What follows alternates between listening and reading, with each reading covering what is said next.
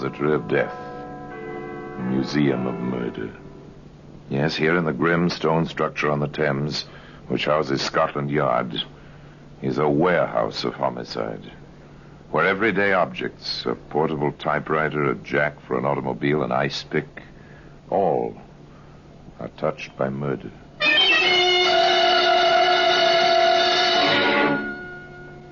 Here's a pair of spectacles. It's a familiar object, neat, not too large, tortoiseshell frames with gold tops. You've seen them 100 times on girls who obviously have decided that they must wear glasses. They'll make the glasses as decorative as possible, but this pair... Women's glasses, right on top in the suitcase. And pretty thoroughly smashed. Poor Daisy. Something, whatever it was, must have hit her awfully hard to smash her spectacles like this. Today, those spectacles can be seen in the Black Museum.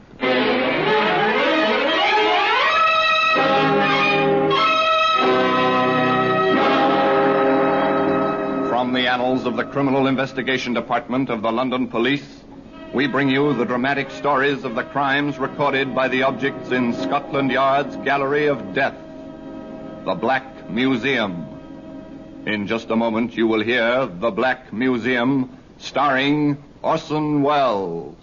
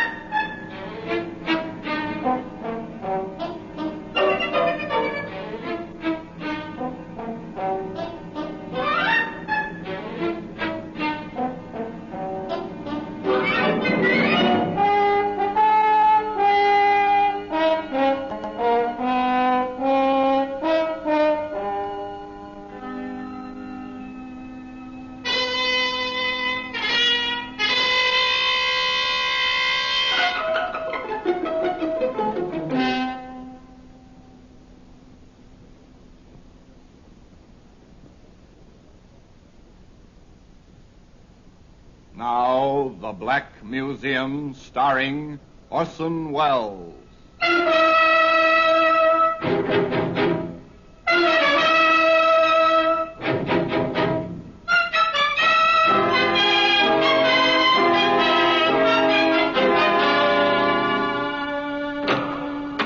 Now, here we are in the Black Museum. Scotland Yard's Museum of Murder. Yes, here lies death.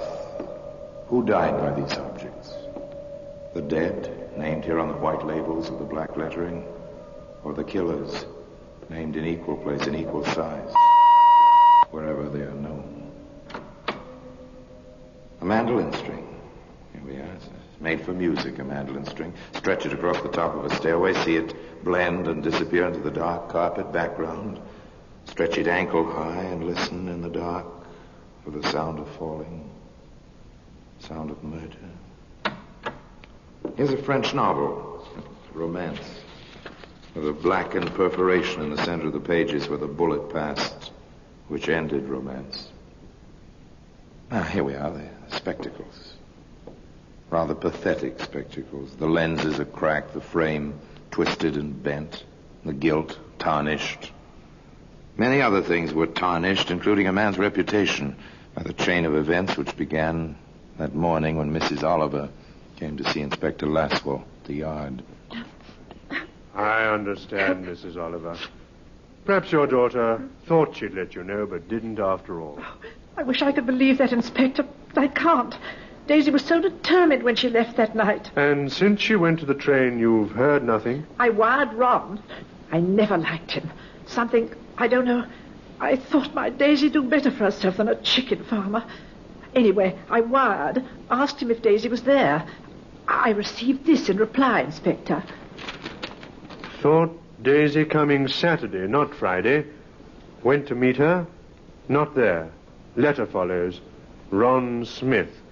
This was last Saturday? Yes. I wired on Monday. This answer came back the same day. The letter came in yesterday, Wednesday. Oh, thank you. Dear Mrs. Oliver, you do not know how shocked I am. Daisy missing since Friday afternoon. This is really terrible. She wrote asking me to meet her Saturday. I went... The heartsick words of a worried man, the tone and feeling of the letter, plus the fear and the tears of the mother, sent Inspector Caswell to Larkspur in Sussex, the nearest town to Wren Smith's chicken farm, the railway terminal for the area. He turned first to that prime source of all rural information, the local pub. Evening, landlord. A pint of beer, please. Yes, sir, of course. Haven't I seen you someplace before, my good man? What? Oh, Jack Sheen. You have seen me someplace before. Drink up, man. It's good to see a familiar face. A familiar face drawn by a familiar scent. You're not down here on business? I am. And so are you. No, I wanted to keep this quiet. For a while, anyway. With that crowd? Over at the dartboard? Your old-time friends, Caswell. Morton of the Times, Alsop of the Guardian, Durr of the News, and yours truly. You fellas have the sense of smell of a ferret. We have to. It's our living. Do you think the girl is dead, Caswell?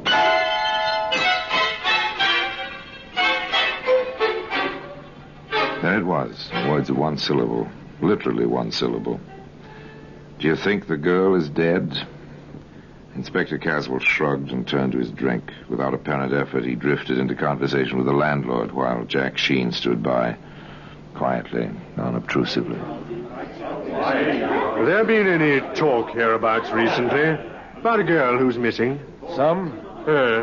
Well, girls get silly ideas sometimes, especially the young ones. Only silly thing about this girl was the man she went for. Huh? They get that way sometimes, even the best of them. Oh, I know what you mean. Anything wrong with the man in it? Ne'er-do-well, owes for feed, everything in sight.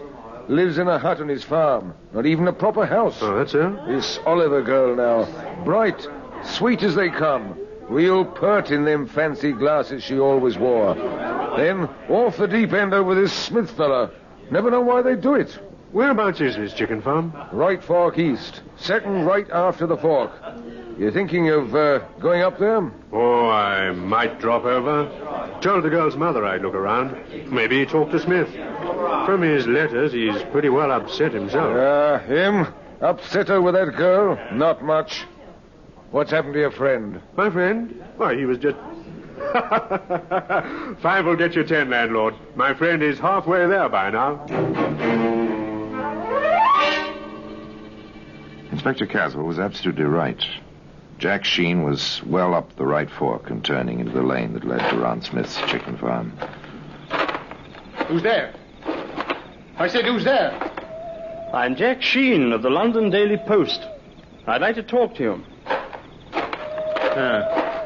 What makes you think I want to talk to you? Oh, most people talk to me.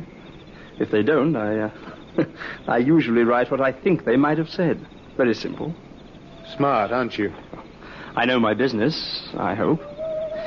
Fellows down in the village suggest you don't. Yeah, they like to talk. Don't you? Not about things that ain't my business. Daisy Oliver is your business. She was. Meaning, exactly? Daisy said she was coming down last Friday. I left my gate unlocked, like you found it tonight. She was always touchy about that. She never came, though. That's right. Now, all this talk. I'm more worried about her than I ought to be. Nancy's going to make a fuss about that pretty soon. Nancy? Well? A girl, Nancy Noble, lives up the road a piece. Her and me have been walking out lately. Daisy knew. I figured she'd be coming down like she wrote on account of... Apparently, Mr. Ron Smith, chicken farmer, was as garrulous in his way as his hands were in theirs. He clucked on at great rate. Finally, Jack Sheen got away. Scribbled a bit in his notebook and then off to sleep. But next morning, quite early... Hello there. What? Oh, you startled me. You don't look as if you scare easy. I don't. Who are you walking into a barn like this behind a busy girl's back? A fellow who thinks you'd make a better wife for Ron Smith than some frail little girl from the city. You know your way around, don't you? There was banter and introductions. Nancy was quite flattered, of course, over the visit of a reporter. She talked. Sure, I met Daisy. Like her? All right. If you go for milksops. I see. I heard Ron was going to marry her right after Christmas. Not if he could break the engagement, he wasn't. He's all set to marry me. Oh, so that's the way the wind blows, huh? It sure does. Or did. Now, with all the fuss over Daisy disappearing, well, Ron's too upset even to think, I guess. Upset, is he? He told me night before last. He's afraid she's killed herself. So Daisy may be dead. And Ron is afraid she may have committed suicide. Well, Jack Sheen has turned up a fact or two, hasn't he? Of course, Inspector Caswell hasn't been inactive. Mr. Jeffrey, I'm told by our host, the landlord, that you think you saw the Oliver girl last Friday night. I think so. I was coming up the road, out past the fork. My place is out past Smith's. There was a girl ahead of me. She turned to look back. I thought I saw her wearing spectacles. Is that all? Well, she must have turned in at Smith's. She didn't pass my place. Reed here saw her real close. Did you, Mr. Reed? Yes, sir. I met Jeffrey on the road. I was coming down to the road of the village after fixing the septic tank out to Jeffrey's place. Girl passed real close. The Oliver girl, all right, wearing her specs and carrying a suitcase. Ah, that's right. She had a suitcase like she walked out from the train. Why, the Smith fella didn't go in and meet her. Then there was the routine visit to the cottage where Daisy usually stayed when she was in Larkspur. Did you hear from Miss Oliver, ma'am, that she was coming down here this past Friday? She didn't, and she always stayed with me. If she'd planned to come down, well, you never know, what with young girls being so free nowadays. And she had spent all her savings on these trips. She told me that last time she was here. Well, when was that? Oh, about 2 months ago. She seemed so nervous, poor thing. Even then, jumpy, always a little scared, like a rabbit, sort of. Oh, I don't know. I wish I didn't keep thinking. And finally, there was Edith Staple. Miss Staple had a friend in the outlying area, and Miss Staple had been crossing a field near the chicken farm, a kind of shortcut. Yes, Inspector. I'm positive I saw her. I saw 2 men on the road, too. One passed her. The men met, talked a little, and went on. By the time I passed the lane to Smith's place, she was in as far as the first shed. You saw quite a bit, didn't you? The road is on a little rise just there. I was coming up to it, and everyone was, well, sort of outlined against the sky. Well, thank you, Miss Staple. Thank you very much. There must have been a girl. 9 chances out of 10 it was Daisy Oliver. But how to prove it? Where had she disappeared to? Inspector Caswell and Jack Sheen compared notes. They stayed around Larkspur. That fact alone started the talk, which had impetus enough in any case. People don't just disappear, I tell you. She must be somewhere. She turned into Smith's place.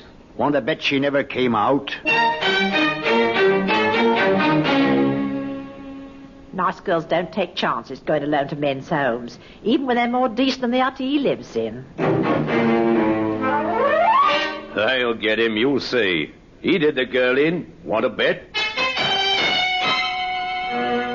The talk reached Smith, of course. On the heels of the talk came Jack Sheen. Nice lot of chickens you've got here, Smith. You didn't come out here to talk about chickens. No? What then? You're trying to get more on Daisy and me. The town has plenty on you, they think. They're long tongues. They wag too much. You can stop them, quite easily. How, I'd like to know. Oh, just ask Inspector Caswell to bring his crew out here to dig up your farm. They'll find nothing. That'll stop the talk. I'll do it. They can dig any place they want. Except I wouldn't want them to disturb my chickens. The remarks were duly reported to the inspector. His comment was, We'll be glad not to disturb his chickens. I should think that's exactly what you would do. Oh, I don't know a thing about chickens, except roasted. Look, he was rather pointed about it, Don't disturb my chickens. If I were you, Caswell, I'd do some digging around that chicken run. Might save you a lot of extra trouble. You catch on, Inspector? The inspector caught on to the extent of asking Ron Smith to drop in at the police station while Jeffrey and Reed and a few of the others with Jack Sheen began their digging. Not much good this ground. Good enough for chickens. I got something? No, just a rotten stick. Nothing suspicious like. There's something here. Yes, I'd say you had something there. Lift out your shovel, Jeffrey. Okay. Now, look, I'm going to open it.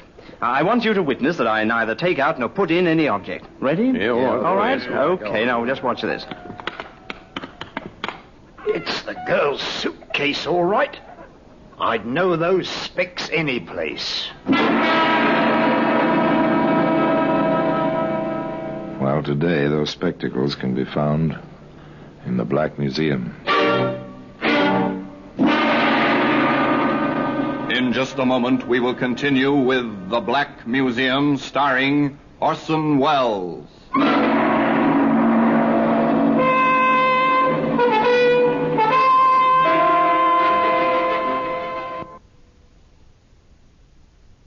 And now we continue with The Black Museum, starring Orson Welles.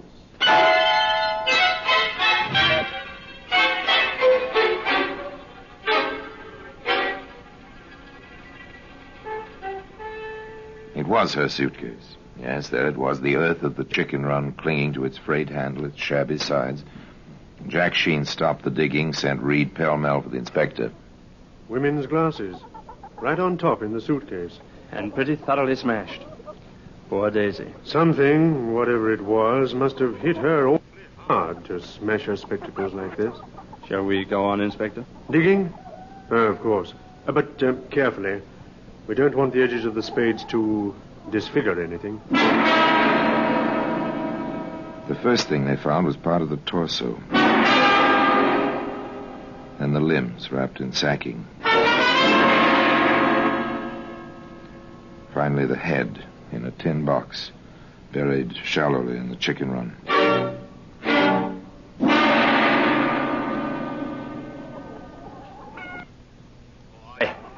I've had enough. Are we through? Sorry I didn't have a regular police crew for this. You can go along. And thanks. You too, Mr. Reed. Where's Smith? At your local police station, where Mr. Sheen and I will be interviewing him in a very short while. They interviewed him. It was quite simple at first. They gave him the facts. We've found her, Smith, thanks to Mr. Sheen here and the strong arms of some of your neighbors. Well, what have you to say? First, I must warn you that anything you may say may be taken down in writing and used as evidence. Now, go ahead. I didn't kill her. I didn't. That's only a beginning. She came down on Friday to have it out with me. She was so nervous. She was all twitchy.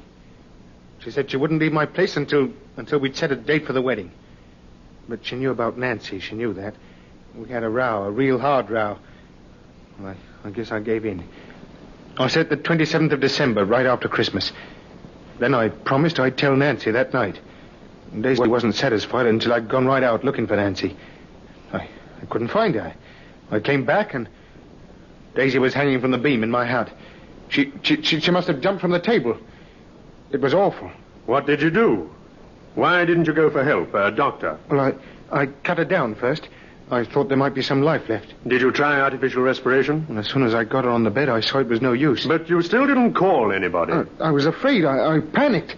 I thought they wouldn't believe me. They'd all think I killed her and try to make it look like suicide. So you buried her? Yes, in the morning. But you cut her up first. You deliberately dismembered the body in an attempt... Have you ever tried to dispose of a body? True, a body is 76% water, but have you ever tried to get rid of one? It's almost impossible to burn without special apparatus. Burying it leaves it intact. What do? Find a lime pit? Even that isn't foolproof. What do you do? After you knew she was dead, you still wrote letters to her home. I couldn't stop doing that. If people were to believe that I hadn't killed her myself. May I, Inspector? Of course, Jack. What about these? Her glasses. You found them, too. How did they get this way? Well, they must have fallen off when I cut her down. I suppose I stepped on them or something. Her head hit the table as I was carrying her to the bed. I couldn't believe Daisy was gone. I couldn't... Smith couldn't believe she was dead. Jack Sheen and Inspector Caswell couldn't believe other items. It doesn't fit, Caswell. It doesn't. What's bothering you about it? Look, a girl who's just been told her wedding date doesn't hang herself in the next half hour. Yeah, I saw that. I sent his shoes down to London to the laboratory. If he did step on those glasses, there'll be bits of glass on the soles or heels. I'm no doctor, Caswell, but did you notice any rope marks on the neck? I didn't. I have sent for one of the medical examiners. We'll know all about that very soon.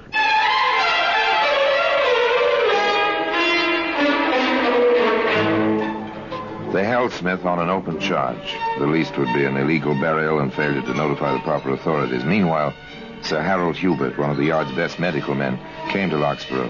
He worked, and he made his report. The girl did not die of strangulation, gentlemen. What was that? She didn't. There's a slight discoloration of the throat, but that was probably caused after death. Oh, what did she die from then? Shock. Caused by the multiple bruises all over her body. That girl was beaten to death.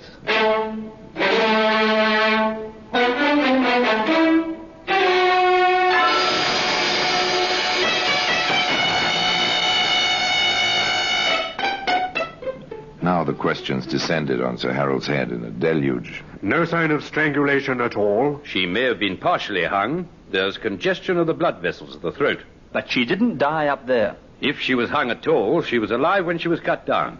What else could have caused the congestion in the throat? Manual strangulation. Or she could have been knocked down, as is a logical assumption in this situation. Did you knock her down and step on her throat, Smith? Of course not. How could I have when she was hanging as I entered the building? You're certain she was hanging and dead? I know she was hanging. I'm as sure as I can be that she was dead. All right. Take him back to the cell. There it was. The expert said no hanging. The man accused contradicted that statement at every turn. Once again, the inspector and Jack Sheen went out to the chicken farm. What are you up to? Give me a boost up onto the table. Okay. Now what? I'm not going to hang myself. Come on up. I think it'll hold both of us. All right. Here I come. Huh. Not the safest perch in the world. Okay, now what? Look here. Along the beam. What a filthy animal. Didn't Smith ever clean his place? Maybe it's just as well he never did. Look, I don't get it. He said a dozen times he found her hanging. If a rope passed over this beam, as Smith maintains... The dust up here would show the marks. Do you see any marks, old boy? Not a thing. Not even a bit of rope fiber. Sir Harold is right. No death by strangulation. Not by any rope which passed over this beam. I wonder how friend Smith is... Smith did his best to explain the matter. In fact, he did a trifle better than his best. That's possible. The rope must have caught in the joists. She didn't weigh very much. And by the way, where is the rope? I burned it. It gave me the willies. What kind of rope was it? Ordinary hemp rope. Not sash cord? No, hemp. What did you intend it for? Oh, no special purpose. You always have rope around a farm. Inspector Caswell reminded Mr. Smith quite tersely. Hemp rope leaves its fibers caught in rough wood when it's passed over the wood. There's no sign of fibers, or any mark in the dust. Well, then the dust settled back after I took her down. How did you take her down? I lifted her with one arm and freed the rope with the other. Now, let's go back to the beginning, Smith. When did you first see her that night? Oh, she came to the...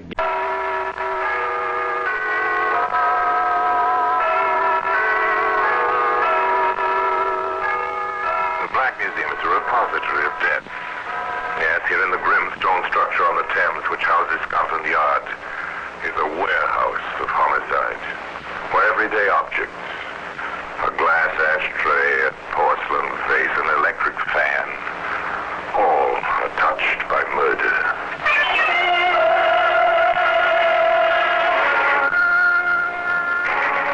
piece of iron chain. It's a familiar object.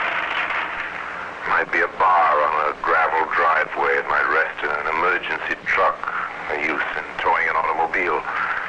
It might. In this case, it was the cause of death.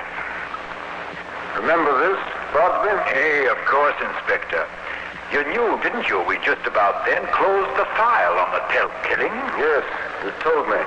It's just as well there's no statute of limitations on murder. And today, that chain can be seen in its place in the Black Museum.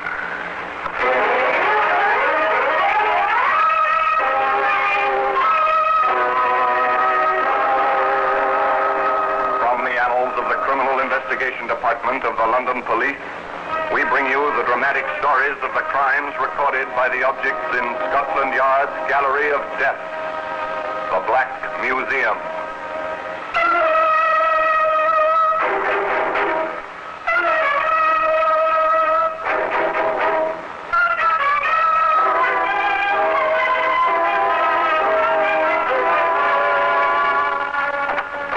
Well, here we are, the Black Museum. Scotland Yard Museum of Murder. Here lies death. And this is different, quite different from a graveyard. Tombstones mark only the mounds beneath which dust has returned to dust. But these white cards, with the neat black lettering, designate the means of death. And in every case, it's been violent.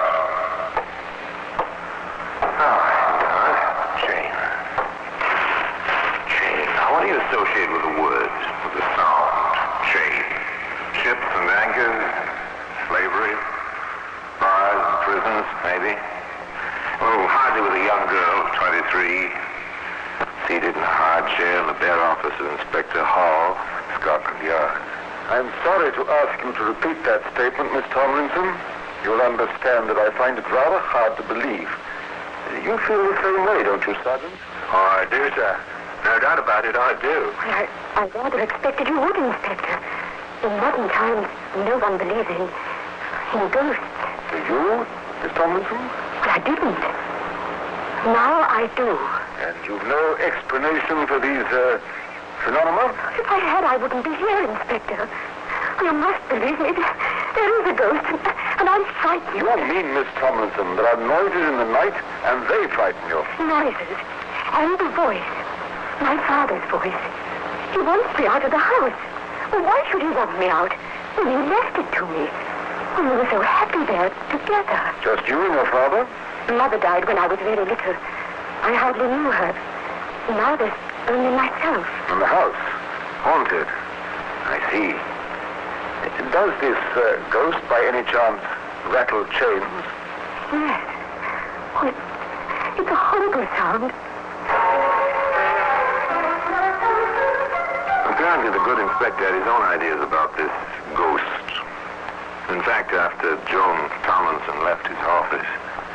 Interested, Preston? In ghosts? Little, sir? In good-looking heiresses, Sergeant. Oh, that, sir. No, sir. But it might be possible that someone else is, or in her property. Perhaps. Well, look into it, Preston. If we don't, the odds are the young lady will be back until we do. Let me have a report in the morning. The morning was 8 hours away. Sergeant Preston walked up the quiet street in the London suburb where each house stood alone on its own plot of ground. Even in the inadequate light from the street lamps, the sergeant could see something of well-kept lawns and trim hedges. He turned into the concrete driveway, skirted two garages and attendant back gardens, finding his way to a screened back porch where a light showed briefly. You came, Sergeant. Thank you for the light. My torch. I didn't want you to try the wrong house. This way. I thought we'd wait in the upstairs sitting room. Whatever you think best, miss. It's your ghost. Yes, isn't it? The stairs are this way. The sergeant felt rather than saw in the darkness that it was a large house. Seemed to be several rooms on the ground floor, and upstairs 3 closed doors before they entered the sitting room, which apparently extended the full width of the building. That's the comfortable chair. It was Father's. Thank you, miss. A drink? No, thank you. I'll smoke, if I may. Yes, of course.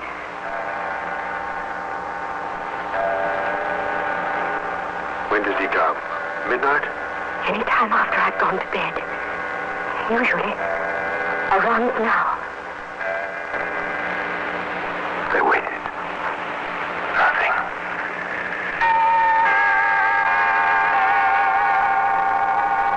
Think he'll come tonight, miss?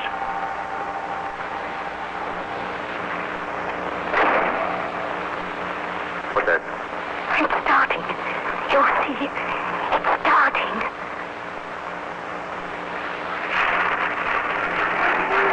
Inspector O'Neill, any fella. Do you hear it, Sergeant? Do you? How can I help it, miss? Tony, can you hear me? It's just that. It sounds so like him. Tony, I can't rest. I can't. Not with you. Alone. Alone. In the house. Oh. It's human. It's got to be. Does it, Sergeant? Really? Does it have to be human? You ever been to a seance, Sergeant? Have you ever heard of the researches of Conan Doyle and dozens of others? Now do you believe me, Sergeant? There's something, miss. Well, who could sound like my father? Who? Who would call me Tony? Oh, all right. I might as well have some lights now. It won't come back until tomorrow night. I see. Only once a night. Yes. But don't you want to search the house or anything? Well, Sergeant, don't you? If this thing is human, there ought to be some trace, Sergeant. Oughtn't there?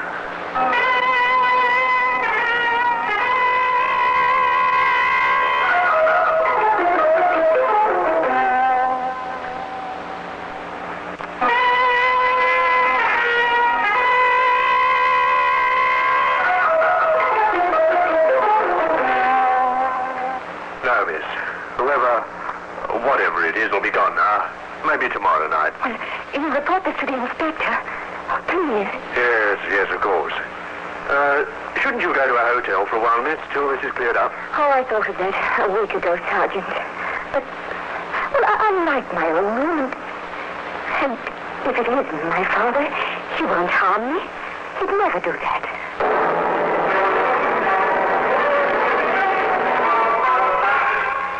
You're very certain of that, aren't you, young lady? Aren't you a bit confused? If you believe that, why worry? Why go to the police, to the yard? Why be frightened of a fatherly ghost? Well, the sergeant asked that. I know, but I wanted someone else to hear him. I was scared. Maybe I was imagining things. I'll be all right, Sergeant. I expect I'm safe in my own house. And so you send the sergeant on his way, the sergeant who ought to have searched the house. You take him down the back stairs and out the back door, Joan. You can go upstairs, alone, to your own room, and start to undress. Talk to yourself, give yourself courage. Stop it, Joan, stop it. Stop it here. There's nothing to be afraid of. You're not going crazy. You...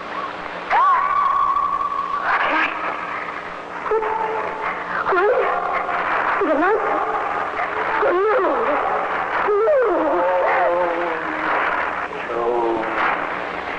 Joan. Yes, Dad. Yes.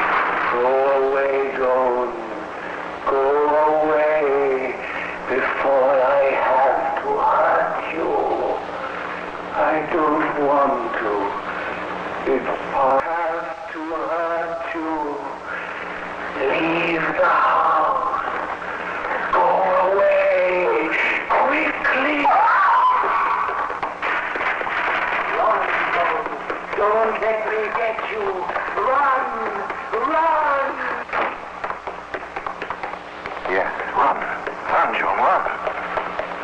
listening now. Run, Joan, out into the black hallway down the front stairs. Run!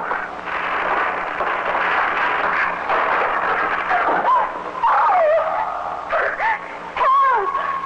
Somebody help me!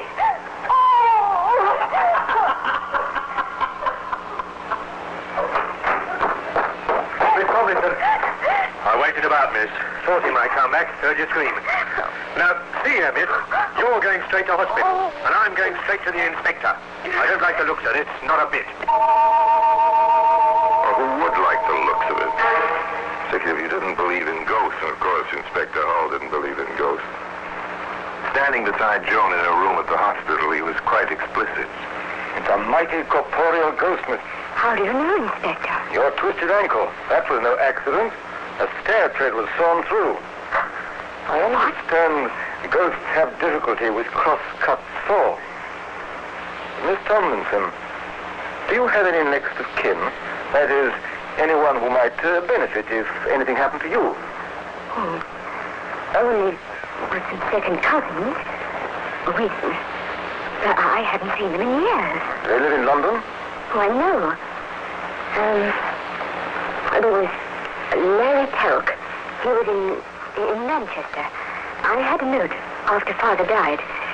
And Jerry Hennessy, he lives in Norwich. Yes, I think. And yes, of course, Ruth Carstairs. Father spoke of her. She's a school teacher, the oldest, a school in Bristol. But that's impossible, Inspector. None of them... None of them would want you out of the way. No, of course not. I see. Then, how do you account for this, Miss Tomlinson, Sergeant? Yes, sir. Here it is. But where did you... In the cellar of your house, under some burlap bags, right near the furnace, Miss Tomlinson. The furnace with its tin ducts to the registers in the room above. Many youngsters use these echoing ducts to imitate a ghost, or to overhear what was going on in another room. As I said before, Miss Tomlinson, this is a mighty corporeal ghost. He saws through stairs. He uses hot air ducts to amplify his voice. He carries his own sound effects. I don't like this any more than Sergeant Preston does, miss. I don't like it at all. And today, that same chain can be seen in the museum.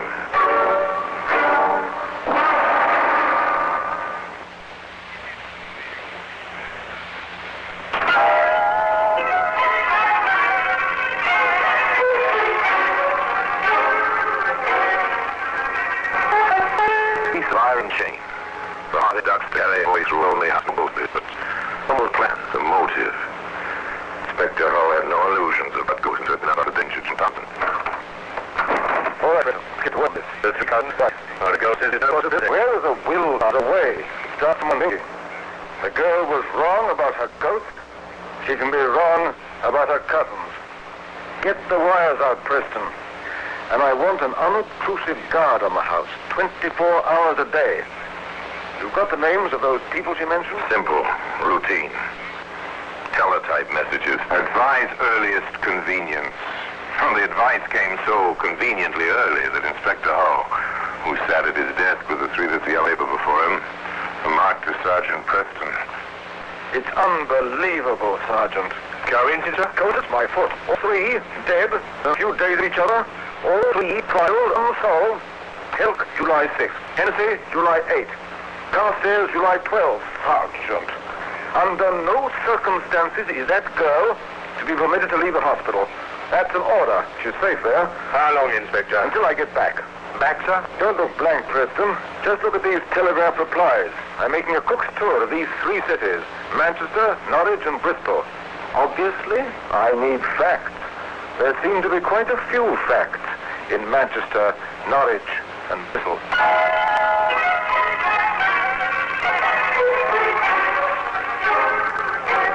England is very large, so your trains are fast. In Manchester. I understand, Bartley, that the Telk case was in your hands. Aye, that's correct, sir. Well, how far yet? No motive. Nothing.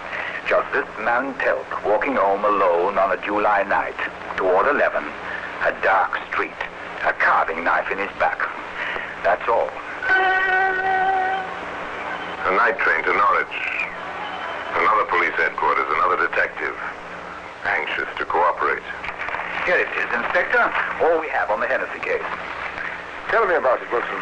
Hit and run driver. I checked the scene myself. Hennessy was hit on the sidewalk. Looked as if some drunk had driven right up on the walk and crushed the man against the building wall. And so a pattern emerges. Two men die, quite unexpectedly, but in this case, no clues, no indication that there was purpose or motive, except that a third man died quite naturally in London, and his daughter was the victim of deliberate fright. And all those involved were related to each other, as a pattern emerges. Continued in Bristol. All right, Albert. What have you in the cart table? Thought to believe she was retired, quite as usual. I do take some headache remedies. I should like 12. Unfortunately for her, I'm on a good stick in the bottle. I know it's kind of best. Nothing. Anything else? The prints on the bottle? No. She's put somewhere and into the bottle I didn't see that. Landlady said she had a visitor the day before, but she did, foremost to all that sort of thing. Mind if I go with that landlady? Oh, not at all. Her name is Ross. Help yourself. Quite a talker, that woman. Got away. It was a semi-detached villa with a vacancy sign on the door. Mrs. Ross was indeed quite a talker. Inspector Hull let her talk. At least 15 years. Oh, a wonderful woman, Inspector, sir. So many of our students come to see her, even after she retired. The kind of teacher you don't find nowadays. I know exactly what you mean, ma'am. And she was so happy that day, what with her cousin being here the day before and all. Her cousin, Mrs. Ross? Yes, I remember it clearly. She called. She was going out for a bit of cake for tea, now that her cousin Michael Stroud had come to see her. A new name. Another cousin. One Michael Stroud. Carefully now, Inspector. Carefully. You don't happen to know where he was from now, do you, ma'am? Oh, from London. I have the address. Found an envelope in the waste paper basket while I was clearing out the poor thing's room. Did you tell this to the police? No, sir. They were so busy with their bustle and dusting everything for fingerprints, they said. Yes, of course. Now, Mrs. Ross, may I have that address, please? That is, if you still have it. A teletype message travels much faster than a train from Bristol to London. By the time the inspector reached his office, Sergeant Preston was waiting with the answer. We've been there, sir. Michael Stroud had a flat at the address, but he's moved and left no forwarding address. Oh, when did he move out? July 13, sir. The day after the Carstairs woman died. When the quarry is escaping, what do you do? Well, the least you can do is close some of the gaps in the situation. Try to develop motive and opportunity. The inspector permitted Joan Tomlinson to leave the hospital and to proceed in his company to the office of a solicitor. Now, sit down, Joan. And to Inspector. Oh, thank you, Mr. Thomas. Thank you. I gather something is amiss. Mr. Thomas, we have reason to believe that 3 people have died because of Miss Tomlinson's inheritance, and that her own life is in danger. Well, that's unbelievable, sir. It usually is. However, the 3 who are dead are all second cousins of Miss Tomlinson, her next of kin. What we are here to find out is, does the will under which she inherits her property state to whom that property devises in the event of her death? Not exactly. That is, if she dies intestate, the property under the law would pass to her next of kin, in equal shares, of course. Mr. Thomas, with all her second cousins dead, a third cousin would be next in line, correct? Oh, absolutely. Of course, I know of no such relative, sir. Unfortunately, sir, we do. His name is Michael Stroud. His whereabouts at present are unknown. Motive, present. Very definitely present. Opportunity, obvious. And seized at least 3 times. In Manchester, Norwich, and Bristol. As to the next move, the inspector outlined a plan. Briefly. Miss Tomlinson, do you still believe in ghosts? No. Would you be afraid to stay alone? I see. I'm due to see the plan. Absolutely. You what? We did. Well, they began. Joan left the hospital, returned to her house. To the memories. To the now silent ducks. To the still chiming clock.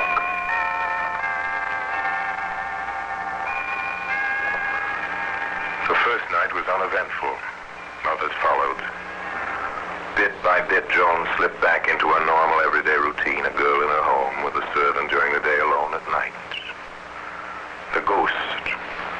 The 3 deaths in 3 cities. The inspector began to take on aspects of a dream.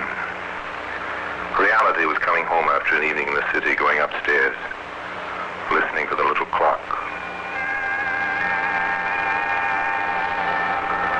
Preparing for sleep, indulging in a little habit of talking to herself. There's nothing to worry about. Really nothing. He's gone away. Out of the country, maybe. Oh, forget Michael Stroud, Joni. Forget the whole thing. What's that? How are you, Joan? Feeling well? And safe? Get out. Whoever you are. That won't work, Johnny. You know I'm your cousin, Michael. Come to call. But I never saw you before. In my life? I know, dear. And now that you have seen me, what else is there to live for? You couldn't get away with it. Oh, yes, I could. I can. I will. You'll be a lovely suicide, dear. Carbon monoxide from the register from the furnace. Or maybe, yes, maybe they'll call it accidental death. Inspector Hollis signed you. Oh? He let away you. I doubt it. He wasn't around to seize me tonight, was he? And I'm very good at hiding. More than ever tie me to Cousin Larry or Cousin Jerry or Cousin... They will. They have. There are fingerprints. Ah, there now. That's their worry, not mine.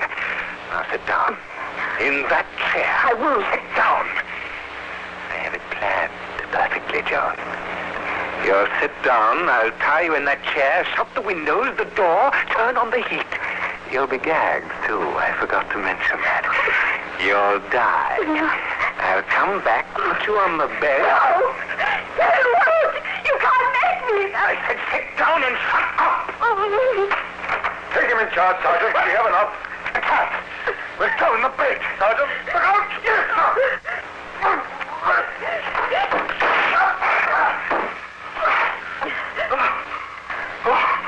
Thank you, sir. For getting his gun away, sir. Nicely handled, Sergeant. You all right, Miss Tomlinson? Yes, I think so. He is a very corporeal ghost. Isn't he, Inspector? Definitely. And I believe his corporeal fingerprints will match those on the handle of a very corporeal knife in Manchester, a steering wheel in Norwich, a bottle in Bristol, and a certain chain in the possession of Scotland Yard. The case was clear. The defense was helpless. Case was closed at the judicial time one morning in the usual manner. And Michael Stroud at the hands of the Crown became forever an incorporeal ghost. And the chain remains in its usual place in Scotland Yard. And now until we meet next time, I tell you another story of the Black Museum. I remain as always obediently yours.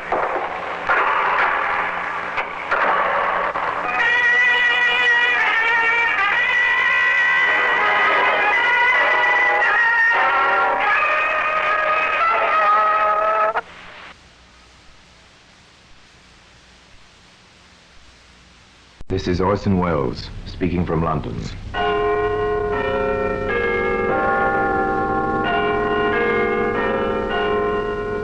From the Black Museum, a repository of death.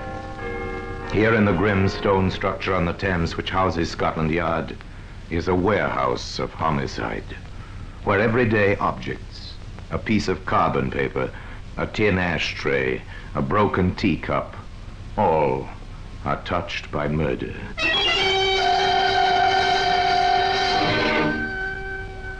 Now here's a woman's powder puff, faded pink. We'll open the glass case and take it out. There you are, sir. Perhaps Madame would like to take it. Ah, you draw back. The lace is pitiful and torn. Across the puff itself is an ugly stain. Once it was dark red, but its progress through the biological laboratory has left it bleached and pitted, where small areas have been teased out and examined under the microscope. This sample belongs to blood group 3. Are you sure? Wait. Group 1 is here as well. Blood groups 1 and 3. That means there were 2 victims. Yes, the faded pink powder puff was used to gag 2 victims before they were brutally murdered. That's why it can be seen today in the Black Museum.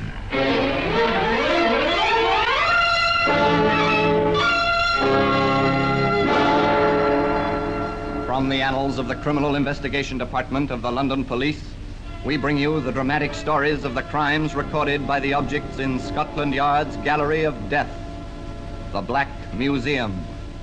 In just a moment, you will hear The Black Museum, starring Orson Welles.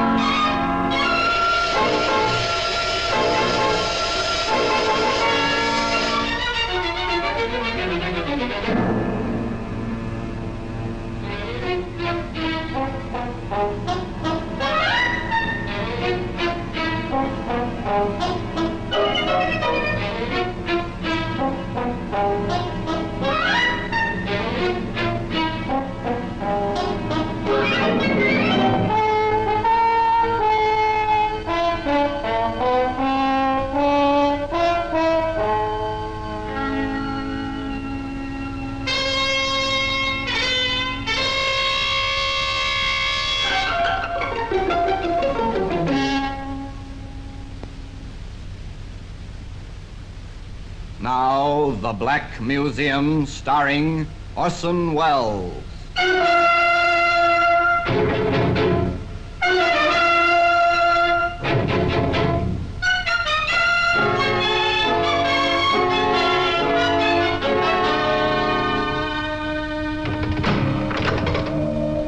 Well, here we are in the Black Museum. Yes, beyond these stone walls, London throbs and is alive, but within these rooms, there's silence and death. It's very quiet. Come with me. Under the frieze of death masks, the masks of criminals of bygone days, suspended grimly under the ceiling, we pass slowly along the rows of murder exhibits, not always frightening in themselves, but terrifying when considered in relation to their history. There, matchbox. Here's a nail file. Each exhibit marked with the names of the killer and the victim. But our objective now is the powder puff. As it lies on the palm of my hand, let's turn back the clock and meet the man who used it for a grim purpose. His name, Richard William Hyson. The time, dawn on the morning of Friday, October the 18th, 1946. The place, Pentonville Prison. This is it, boys? Take it easy, Hyson. You've got about a couple of hours. Give me a cigarette. Oh, thanks. You're too kind. This is 20 days we've had in here, isn't it? Yes, 20 days. You won't forget me, will you? No, we won't forget you. Before I go, you must remind me to compliment the management. The food's been excellent. I can thoroughly recommend it to future guests. I've only one complaint. What's that, Hyson? The execution shed is too close. I'm sure I could hear the hangman practicing with a sandbag last night. Nonsense. Here, have a wash. After I've finished my cigarette. All right. No hurry. No hurry. 2 hours to go. 2 hours in which to reminisce. I think I was right not to see my mother and father. They wanted to see you. Oh, that's because they remembered me as I was. Big, blonde, and handsome. But they never really knew me. I nearly killed a girl when I was 16. Did you? Yes. It was at a kid's party. After playing Postman's Knock, we got tired of that. And I suggested we should play The popular parlor game of murder. Somebody commits a crime in the dark, and the rest of the party are supposed to discover the culprit. Young Richard Hyson entered into the spirit of the thing with zest.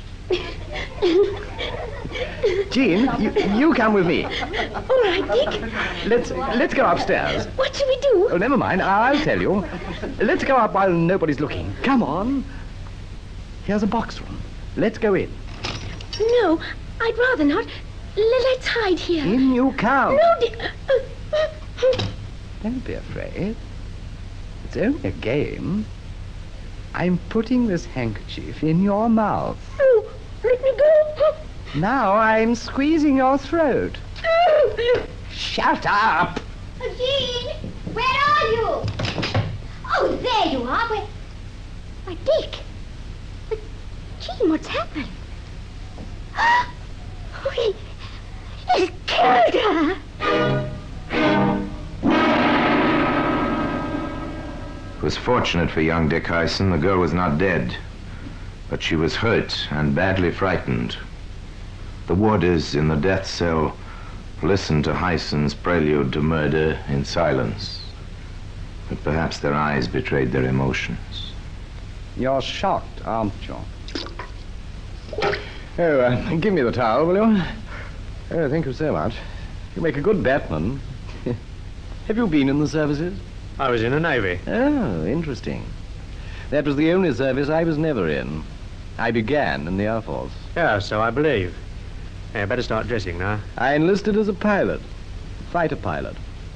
They gave me a commission, of course. Of course. Here's your tie. Yeah, thank you. I had only one complaint about the Air Force. Yeah? What was that? The pay. So I volunteered to take over the mess funds. Well, that helped. So did the uniform. You better put on a clean collar. Oh, I'm allowed a collar, am I? Oh. That uniform certainly pulled him in. Pulled who in? Well, who do you think? Remember the case of the Air Force girl found in the burnt-out car in Suffolk? So you were responsible for that, were you? How did it happen? Now you're interested. Listen, boys, come on, gather round. I'll tell you about it before it's too late. Richard Hyson could never bear to be anything but the center of attraction. He could never tolerate a disinterested audience. Even in his last hours, he had to hold his listeners. But how much of the truth he told will never be known. Nevertheless, a pretty girl of 21 had been found dead in a car close to the station where he'd been, looking after the mess funds 5 or 6 years previously. And he told his warders how he had stopped her on a lonely road while she was driving a staff car.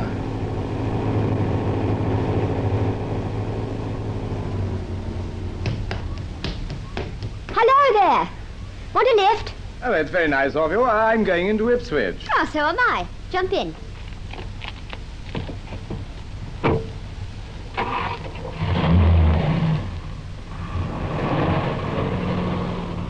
What's your name?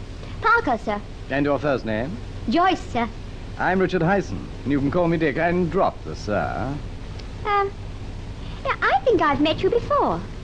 Oh, I've seen you too. At the command dock. Yes, it might have been. Well, it was.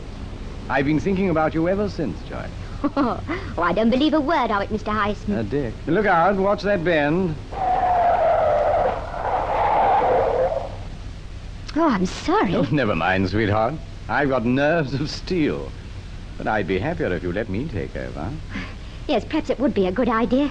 Thanks. Oh, don't bother to get out. I'll get out my side.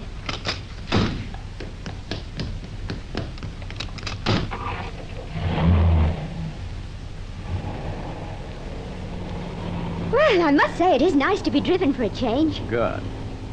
What are your plans after you drop the car into workshops? As a matter of fact, I'm feeling rather good today. You see, it's my birthday, and my mum sent me a very nice present this morning. Well, many happy returns. And how old are you? 21. Congratulations. She's 21 today. 21. What did they send you? Money. Oh, that's always the most sensible gift. Yes, it is, isn't it? I say, are we on the right road? Yeah, I think so. We're not, you know. We're right off the road now. Hey, stop. Hey, I thought you were supposed to be a good driver. So I am. Come here. No, you've made a mistake. I'm not that sort of a girl. Let me go. Oh, you would you? You're mad. Where's the money? Well, here, take it. Now let me go, please. Oh, no. Please let me go. I promise I won't tell.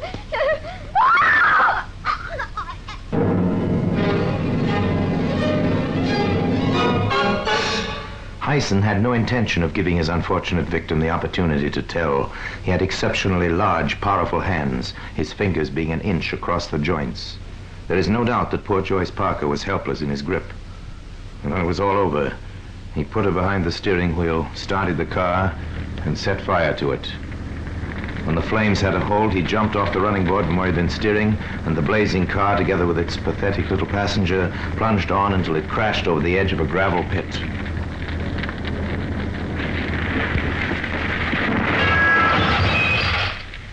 The crime had every appearance of being an accident, and Richard Hyson went to the picture alone that night, all expenses paid. He hadn't yet left behind any vital clues, such as might be seen today in the Black Museum. In just a moment, we will continue with The Black Museum, starring Orson Welles.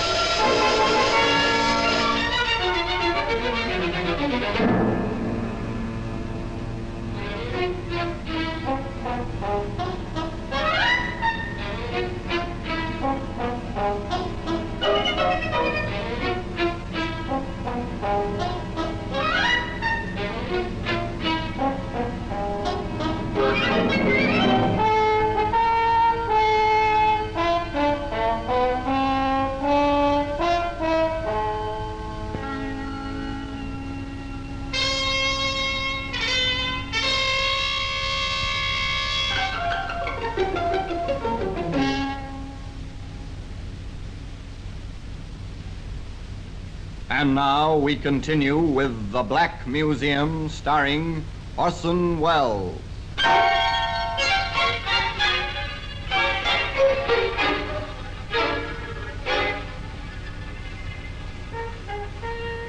We returned to number 2 death cell in Pentonville Prison. I was cashiered from the Air Force quite soon, and they found out about the mess accounts. So I joined the Army as Paul Colton. Yes, we know about that. I built up a new history for myself, and being a pretty useful type, I got a commission. That was in the early days of the war. Yes. I probably wouldn't have got a commission later on. They started going into too much detail. How long did you keep the Army commission? About a year. I lost it in the Middle East. It was really rather amusing. I was visiting the mess at HQ when I heard the general talking about selling his car before he was posted to a new command. That gave me an idea. Excuse me, sir. Yes? My name's Colton, sir. I'm sorry to hear you're leaving the command. I wonder whether you might be thinking of disposing of that private car of yours. Do you want to buy it? Yes, sir. You'd better have a word with my ADC. Smithers. Yes, sir? Mr. Colton here wants to buy the car. Sort it out with him, will you? Of course, sir. And Second Lieutenant Colton, alias Hyson, wrote out a check for £100, which was exactly £100 more than he had in the bank. That check bounced quicker than a golf ball. But I'd sold the old man's car even quicker and spent what I got for it. So, bang went commission number 2, Yes, they cashiered me. Which I told them I thought was rather hard on a first offender.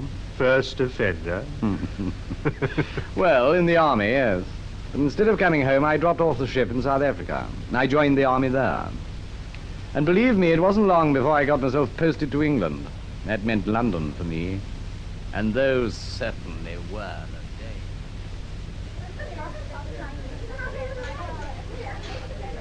days. Don, I'd like you to meet Muriel. Donald Smithers, Muriel Gerton. Oh, hello there. And what are you drinking, Muriel? Scotch and water, thanks. Yeah, tough baby, eh? Well, good for you. Hi, Stuart. A very large scotch and a very little water for a pretty girl. You're quite a son of a gun. Believe me, ma'am, I've had to be. What are all those medals on your chest? Oh, Distinguished Service Order. And this one, I know. The Distinguished Flying Cross. Right, baby. I don't know these two. Oh, the Croix de Guerre. I got it flying with the Free French, and that's the OBE, Order of the British Empire. My, you're a hero. You must have a drink on me. Donald Smithers, alias Paul Colton, alias Richard Hyson, had made the first vital mistake, which was to lead him to the scaffold. Needless to say, he was not entitled to any of those decorations. And he had sewn the ribbon of the OBE in the wrong place on his tunic, and although he was still a captain in the South African Air Force, he was wearing the uniform of a lieutenant colonel. These points were noticed by an observant officer in the Royal Air Force who passed the information on to the security police. A rapid checkup followed, and Hyson was court-martialed and cashiered for the third and last time. Now he lived on women. During one short period, he was engaged to be married to no fewer than 9, and each one financed him to a greater or lesser degree. Well, that took quite a bit of staff work, keeping them apart. But there was one I quite liked, Doreen Winson. You'd better get on with your breakfast. Yes, time flies. Doreen was a honey. Somehow I never managed to get her alone for any time. Pass the salt, will you? Thank you. I shouldn't have bought her that powder puff. You made a mistake there, Hyson. They all do. What do you mean, they? I'm unique. Remember that. The night I gave her the puff, we had a row. She wouldn't come back to the hotel with me, so I snatched back the powder puff while she was using it and walked out on her. So Doreen Wimson was saved. I was pretty annoyed. I never did take to a brush-off. So I hung around outside the club where I'd met Muriel Gerton, and I didn't have long to wait. Muriel? Who's that? Why, Donald Smithers. Hello, honey. Come and have a drink. Okay, let's go up to the club. Well, I haven't any money till the morning. That's all right. I've got plenty. Have you? I don't believe it. Then look at this. A handbag opens, stuffed with notes. The fate of Muriel Gerton is sealed. Look, sweetheart, I'm not the type of man who takes money from a pretty girl. Not even from you. If you'll come back to my hotel, we can get all we want on my bill. So back to the hotel in South Kensington. And at the last moment, Hyson stopped abruptly, as if struck by a sudden idea. You'll have to go gently, honey. I just remembered. They won't serve drinks to visitors after hours. We'll have to go in the back way, where we won't be spotted. So in they went. Not into the hotel where Hyson was staying, but into another one where he had stayed some time previously. Hyson knew the geography of the place perfectly. He took his unsuspecting victim through the deserted trade entrance and up the servants' staircase to the first floor, where he found an unoccupied bedroom. Okay, in you come. Thanks. Donald, are you sure this is your room? Of course, why? It looks so empty. No clothes, nothing on the dressing table. Well, I'm naturally a tidy person. Come and sit down. This was an invitation to a drink. No, there are better things to do than drink. Come on, sit down. Now, look here. I may be tough, but I'm not... Sit down. Why, you beast! I'll scream! There's a present for you. Powder puff in your mouth. That'll keep it quiet. Now, my beauty, I've got you exactly where I want you.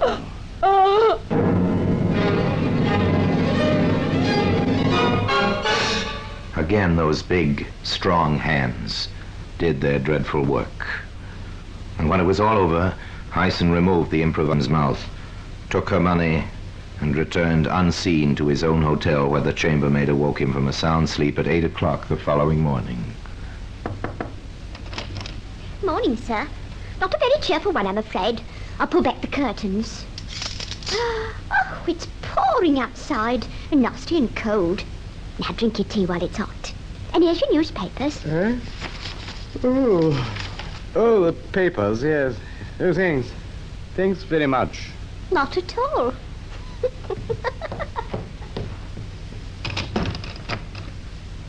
Papers. Now let me see. Woman found strangled in small hotel. Murder in South Kensington.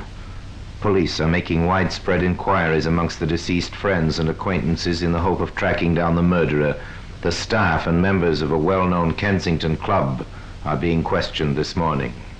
They are they? Then the chances are that the swine who split on me to the South African War Department is going to open his mouth again. He'll remember I was with her. I must get out of London quick.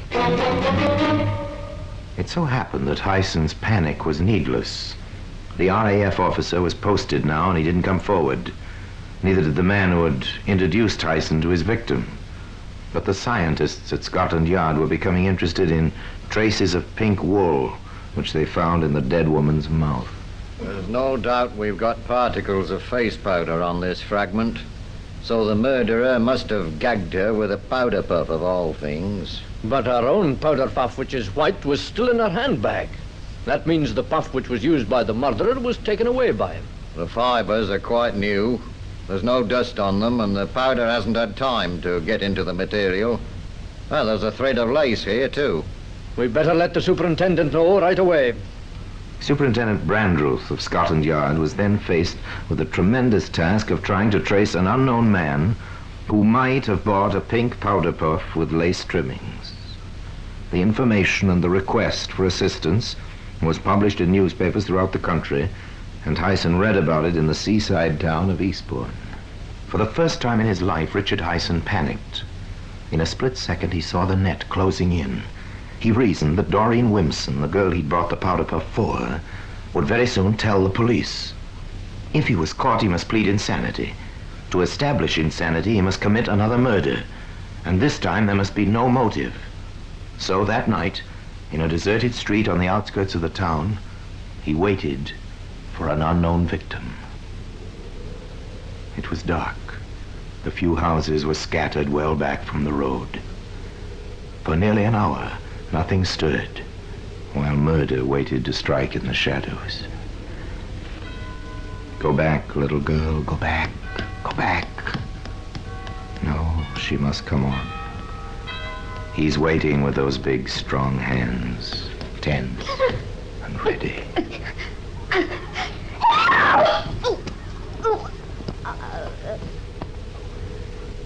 The powder puff becomes a gag for the second time. The deed is done.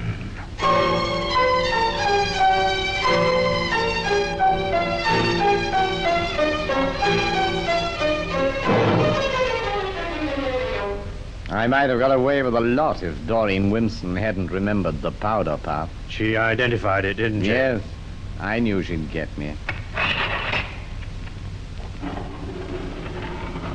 The chaplain's here, Hyson. Tell him to go to blazes. I'll be waiting for him. Got another cigarette? No, thanks. I was picked up by the police the next day. Even then, I nearly convinced them that they'd got the wrong man.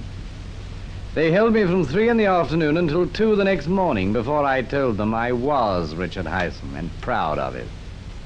But still, they couldn't really prove I'd killed the 2 women until they had my coat pocket examined in the laboratory.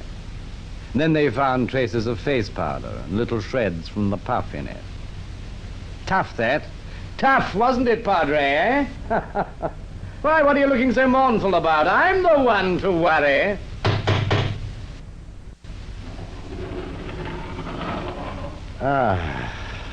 So the hangman's here at last. Yes, Hyson. It's nearly over.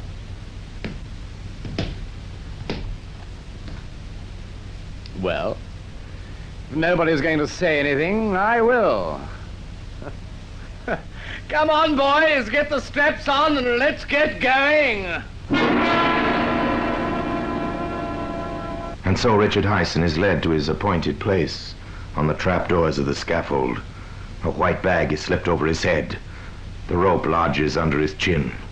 And while the chaplain intones the service of the dead, the trapdoors open and Hyson goes fluttering down into the dark cavity below. Justice has been achieved.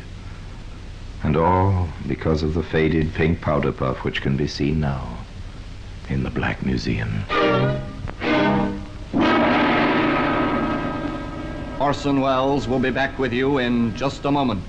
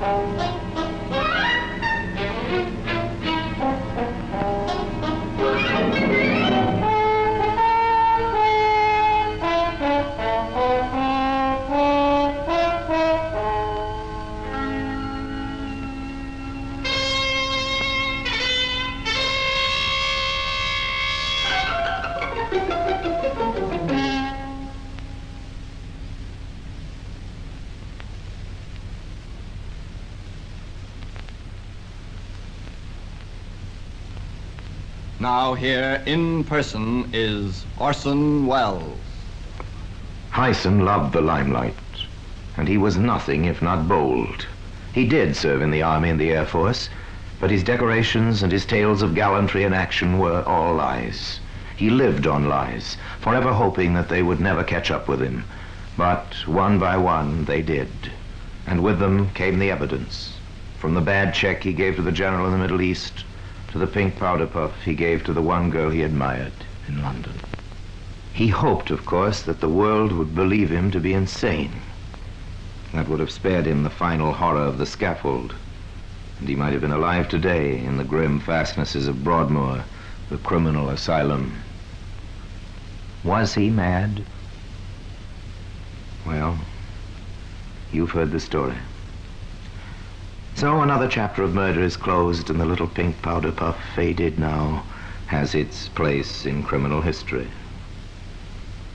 And now, until we meet next time in the same place, I tell you another story about the Black Museum. I remain, as always, obediently yours.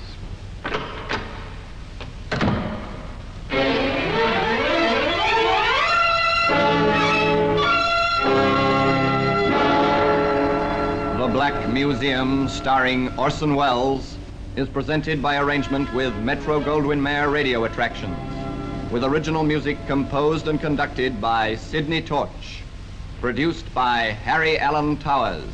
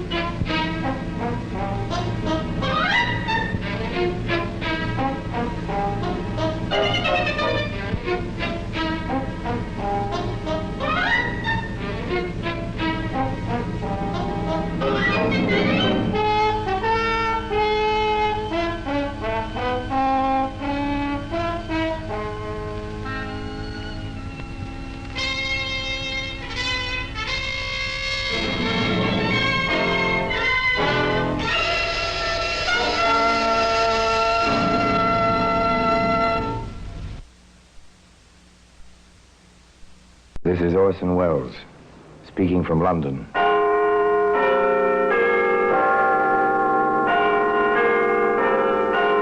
The Black Museum, a repository of death.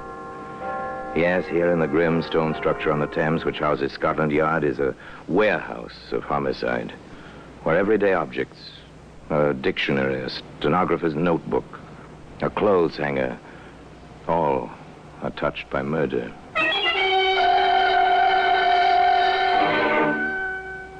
Here's a postcard. It's a familiar object, slightly soiled in its passage through the mails. Usual cancellation over the stamp, an ordinary address, 29 St. Paul's Road, London. The message? Oh, yes.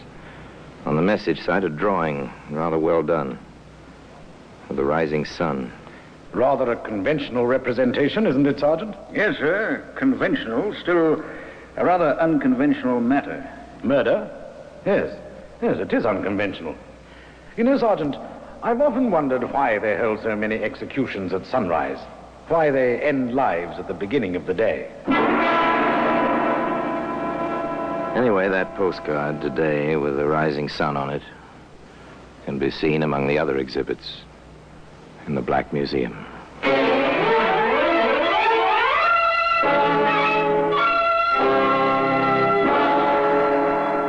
From the annals of the Criminal Investigation Department of the London Police, we bring you the dramatic stories of the crimes recorded by the objects in Scotland Yard's Gallery of Death, the Black Museum. In just a moment, you will hear The Black Museum, starring Orson Welles.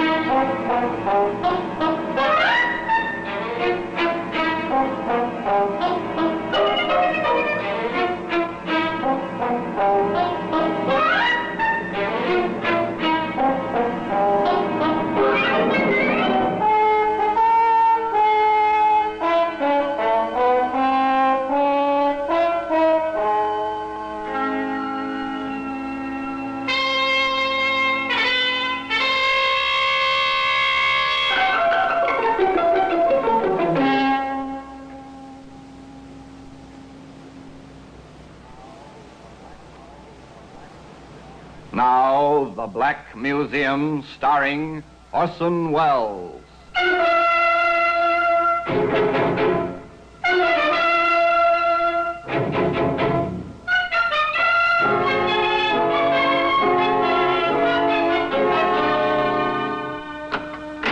Well, here we are, in the Black Museum. Scotland Yard's Museum of Murder. Yes, here lies death in a variety of forms, swift or slow, merciful or cruel. Death is here, laid out, remembered in detail, and perhaps waiting to strike again. Here's a typewriter. This is an instrument of death. Yes? Worthy of the Black Museum, definitely. The criminal care, the vicious planning that went into its use, till the person who received the letters written on this machine, in desperation, took her own life. There's a child's toy, a tiny metal airplane. It's rusty in places. The propeller doesn't turn anymore, but there were fingerprints on this. They placed a killer at the scene of the crime, for which he was hanged. Now, here we are, the postcard. The postcard with its drawing of a rising sun. It's clear at once that a skilled hand drew this tiny picture. In this case, many things were clear, almost at once, and conclusions were drawn.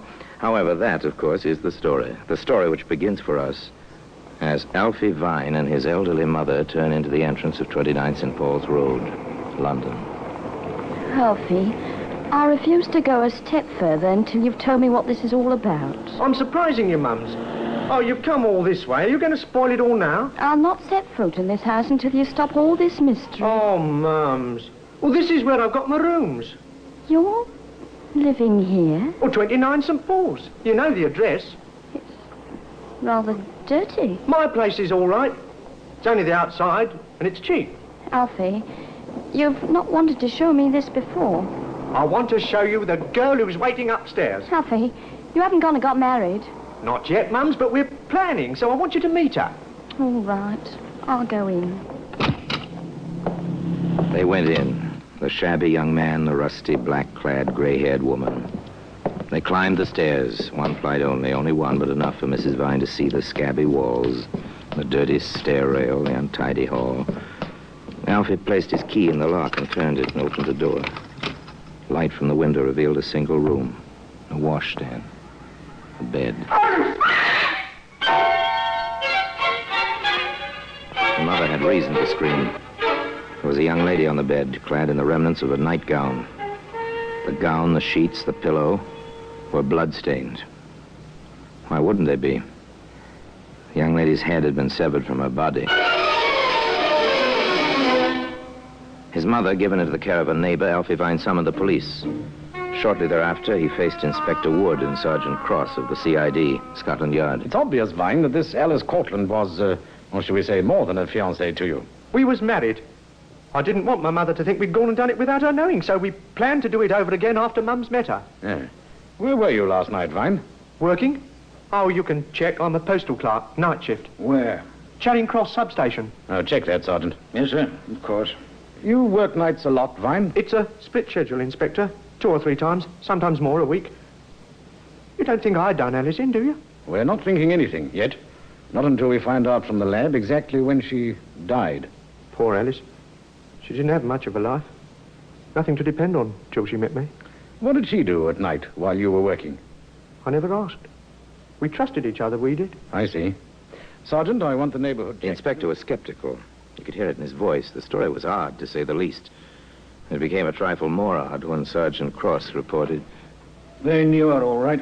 Every bar in the district, but not as Alice Vine. In most places, she was Daisy Cummins. Inspector understood. Came as no surprise, therefore, when a frightened little man, a Marty Shaw, ship's cook on leave, turned up at the yard. Yes, sir. I knew Daisy, but I wasn't with her Wednesday night. No, sir, not then. When did you see her last? That was Tuesday night, Inspector. And before that? Monday, and Sunday too, sir. We had dates, Daisy and me, whenever I was ashore. Always had a few drinks together, at the Orc, at the Rising Sun, places like that along St. Paul's Road. Mm-hmm. But not Wednesday night? No, sir. Not the night she got herself killed. No, sir. Why not? Well, she had a date with somebody else, sir. Oh, how do you know? Well, I saw him, sir. In the Rising Sun. I saw him. Mm-hmm. Were you jealous? No, sir. I was with Daisy's friend Margie. Good looker, too. Can you describe the man Daisy was with? Well, I had a look at him. I believe I could. Oh, could you pick him out of a group? Oh, I might, sir. I'd try for you, Inspector. I'd really try. Apparently a step forward is about to be made in the case. The ship's cook gives his description. Not very big. Slim-like, too. Shabby, but in a genteel kind of way. About 30 years old. Always doodling like with a pencil. Kind of fella can always pick up a check. A description. Not much to go on, but a start. Again, the canvassers covered the area. And now the various barmaids and tavern keepers remembered a man like that. Remembered seeing a man like that with Daisy, alias Alice, the girl who literally lost her head. However, there were no further traces of the man in question. Inspector Wood and Sergeant Cross went back to the bedroom in St. Paul's Road. All right, Sergeant. With a fine tooth comb. The whole room down to the baseboards. And behind them, if necessary. The detectives took the tawdry little room apart. The bed was dismantled, the window shades were unrolled, the washstand and its pipings were completely explored. The bureau was investigated, the drawers were pulled out, their contents tossed on the bed. Hello. Here's something, Inspector. Ah, a postcard, I see. Postmarked the day before. Where was it? Caught in the back of this drawer, between the backboard and the bottom. Yeah, interesting. What do you make of that drawing, Sergeant? It looks like the old Jap flag to me. I don't know of any Japanese eating place near here, Inspector. Dear Daisy, meet me at 8:15 at the... whatever the picture means. It's a rising sun, isn't it, Sergeant? And there is a rising sun. Where that Shaw fellow saw her on Wednesday night. Yeah, rather well drawn. Almost a skilled hand. An artist, maybe? Maybe. Possibly the killer as well. Right, back to work, Sergeant. There may be a few more little messages like this. They found 2 more, hidden in the recesses at the back of the bureau. And that was all. It's 1,000 to 1 shot, Sergeant, but we'll try publishing these in the papers. Someone may recognize the handwriting or the sketches. More likely, the sketches. And someone did. Hello?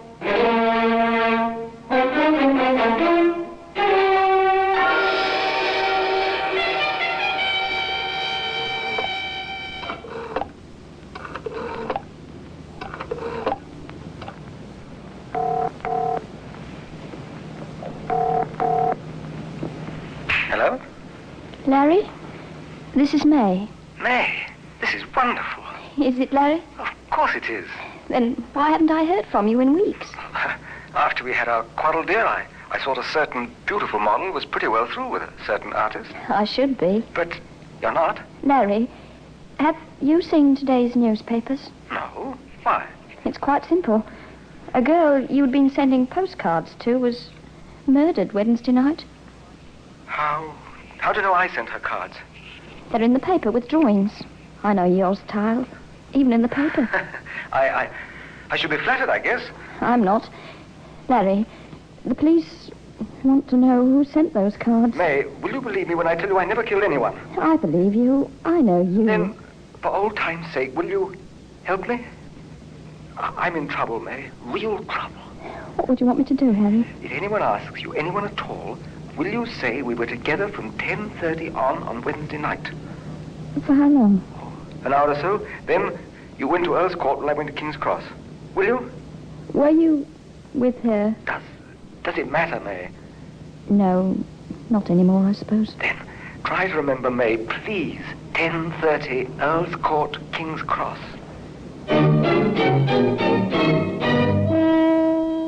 May Hester, artist model, once upon a time in love with an artist named Larry, and now asked to provide an alibi. In fact, asked to provide an alibi which might never be needed.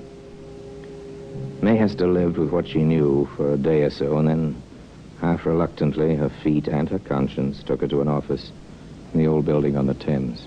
I understand your position, Miss Hester. I'm grateful you came to see me. I don't believe he killed her, Inspector, but as long as you're looking for him, you won't be looking for the right person, will you? Well, that's one way of saying it. Miss Hester. Yes, Inspector? I think you'd better give me his name. It's Larry Duncan. Mm-hmm. Do you know where he lives at present? May Hester knew.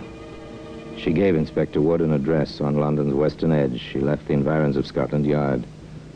So did Inspector Wood, in company with Sergeant Cross. Mr. Duncan? Yes, I'm Duncan. I'm Inspector Wood, CID. My credentials. This is Sergeant Cross. Will you come in, gentlemen? No, thank you. I'm afraid, Mr. Duncan, we have to ask you to come out with us. We need to ask you a few questions, and it'll be more convenient down at the yard. Well, today, the postcard with a little picture of the rising sun on it is part of the exhibits in the Black Museum. In just a moment, we will continue with The Black Museum, starring Orson Welles.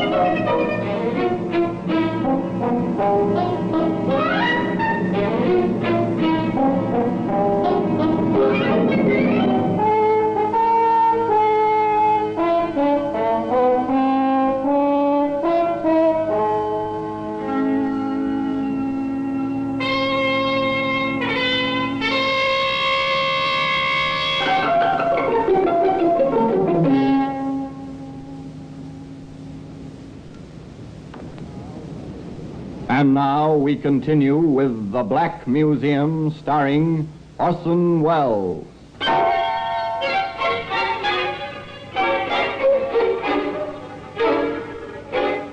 Larry Duncan was held on suspicion of murder. The inspector was convinced of his guilt. Duncan protested his innocence. The family called in a famous defender, but despite the presence in the case of Sir John Cripps, Scotland Yard charged Larry Duncan with the murder of Alice Vine, alias Daisy Cummins, and preparations for the trial went forward. Sir John conferred with Larry.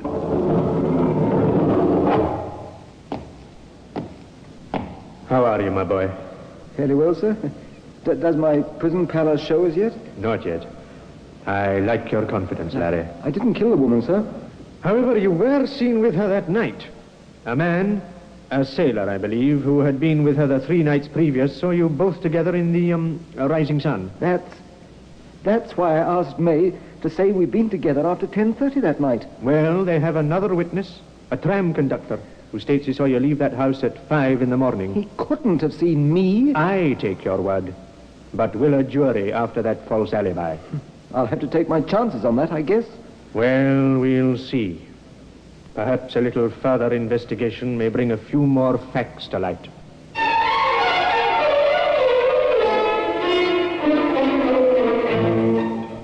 Sir John Cripps proceeded toward a few more facts. But he kept what he learned very quiet. Not until the trial itself did he reveal his strategy, or the evidence he expected to produce. In fact, the first move came sometime after Inspector Wood and Sergeant Cross had placed the police case in the record. The tram conductor, one Charles Powers, was on the witness stand. And are you certain, Mr. Powers, that the prisoner in the dock is the man you saw leaving 29 St. Paul's Road that morning? I am that, sir. Positive. How, Mr. Powers? By his walk, sir. He has a kind of free-swinging stride. Thank you. You may cross-examine. Thank you. Mr. Powers, let me refresh my memory. You have said the weather that tragic morning was drizzly. Yeah, I did say so. It was. Thank you. And that you saw the man quite clearly by the light of a lamppost. Yes, sir, that's correct. And further, that you heard a church clock in the vicinity strike 5. I did.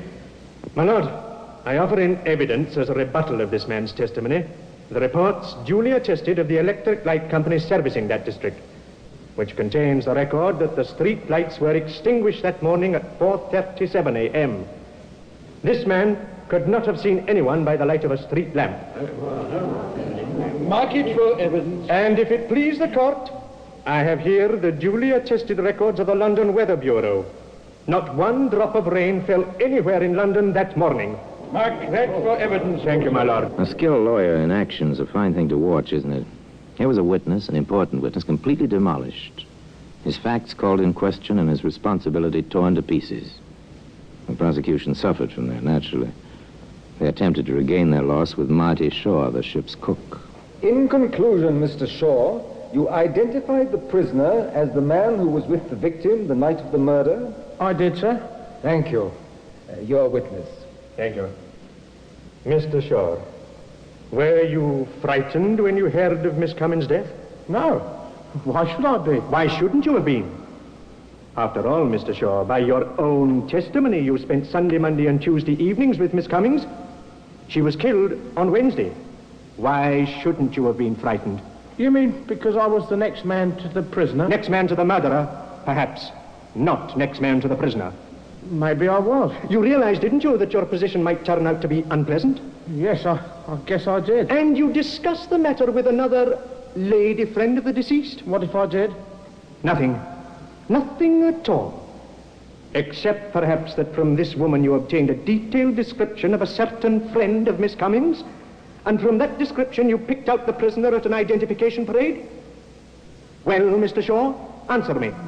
Well... Speak up, Mr. Shaw. The judge and the jury want to hear your answer. So do I. Yes, sir.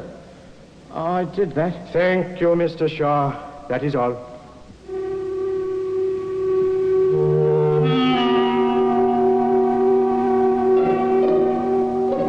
Another witness's testimony discredited. His motives called in question. The propriety of his identification more than called in question. The courtroom crowd was making bets as it filed out after the first day. The odds were swinging away from the prosecution and toward the young man who sat quietly in the prisoner's dock, sketching. After all, Larry Duncan was an artist. But an artist wants to keep the record of his experiences, even when his life hangs in the balance.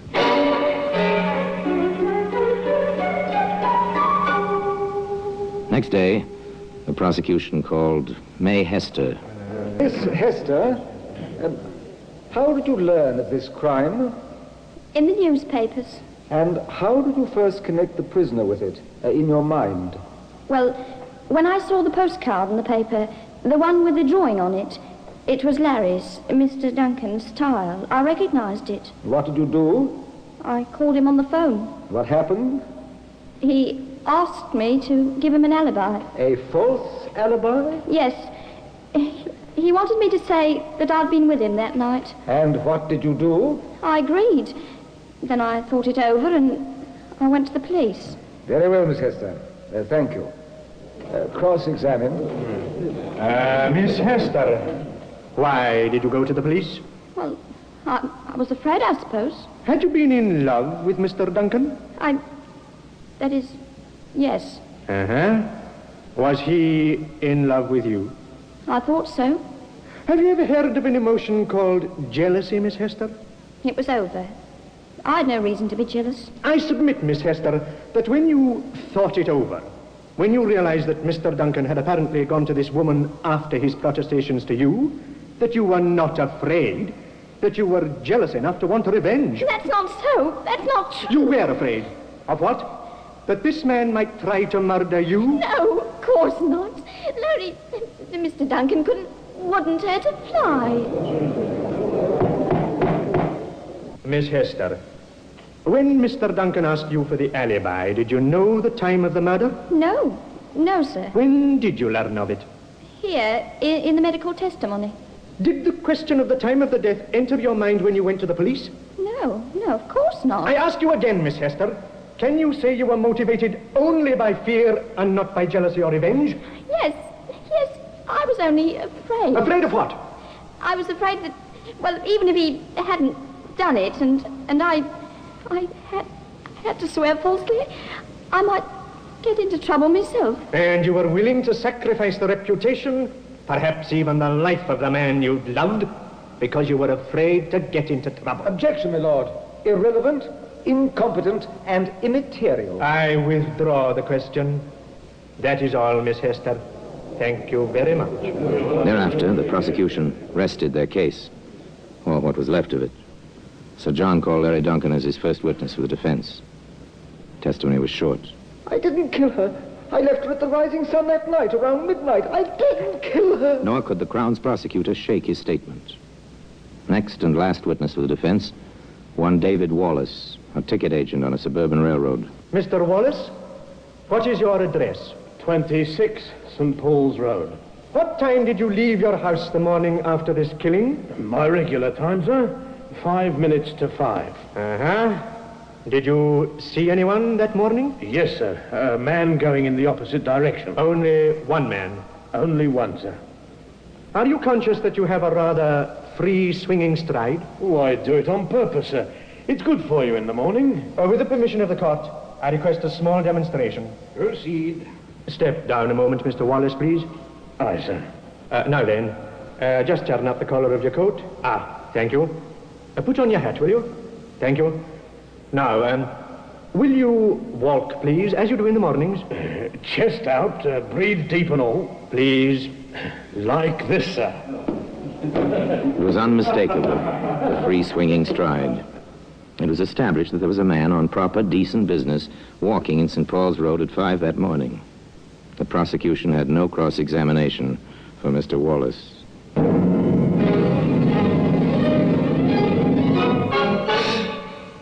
The Crown summed up. Sir John summed up. The judge's charge was brief and to the point. In cases such as this, if there is any reasonable doubt in your minds, gentlemen of the jury, it is incumbent on you to give the prisoner the benefit of that doubt. At 8:30 the same evening, the jury filed back into the box. The clerk solemnly intoned the old question. Have you reached a verdict? We have. Again the clerk spoke. What is your verdict? We find the accused not guilty.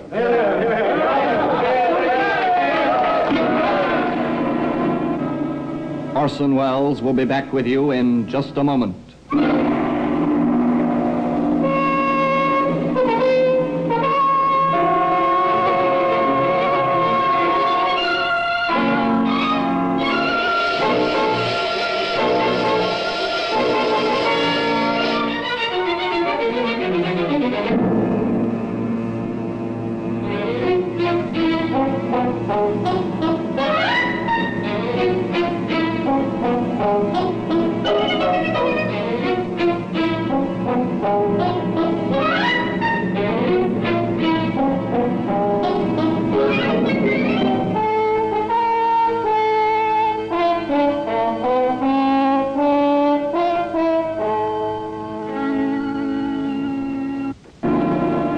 Today, that postcard, whatever it may mean with its rising sun, reposes in a place of honor in the Black Museum.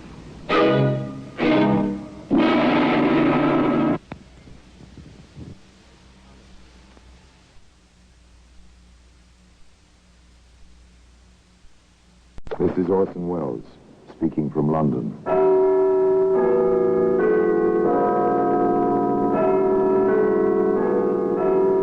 The Black Museum, a repository of death.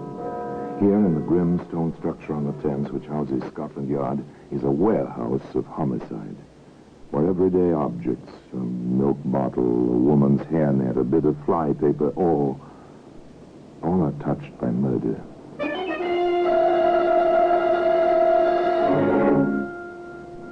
Here's a doctor's prescription. It's a familiar object. You don't think twice about it. You have a cold, a sore throat. The doctor comes, gives you a prescription, piece of paper with symbols scrawled on it. Here you are, nurse. I've used a different compound this time. Number 1778 in place of 2032. Is this one stronger than what you've been getting? Yes, there's a bit more of the morphia in this prescription. Well, today that same piece of paper, that prescription, is in the Black Museum.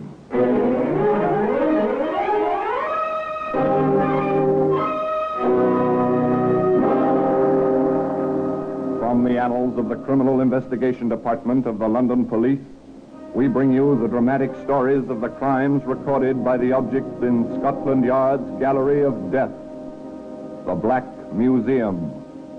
In just a moment, you will hear The Black Museum, starring Orson Welles.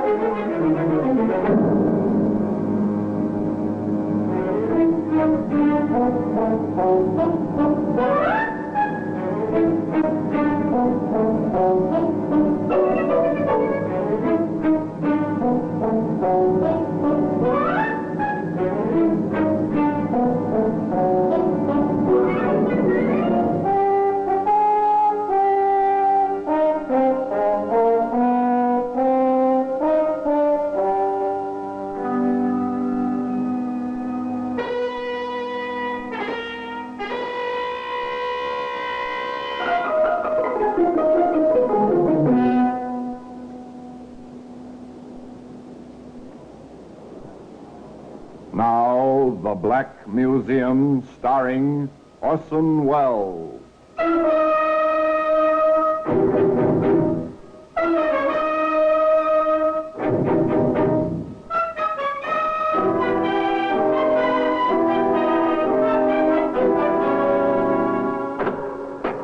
Well, here we are, in the Black Museum, Scotland Yard's Museum of Murder.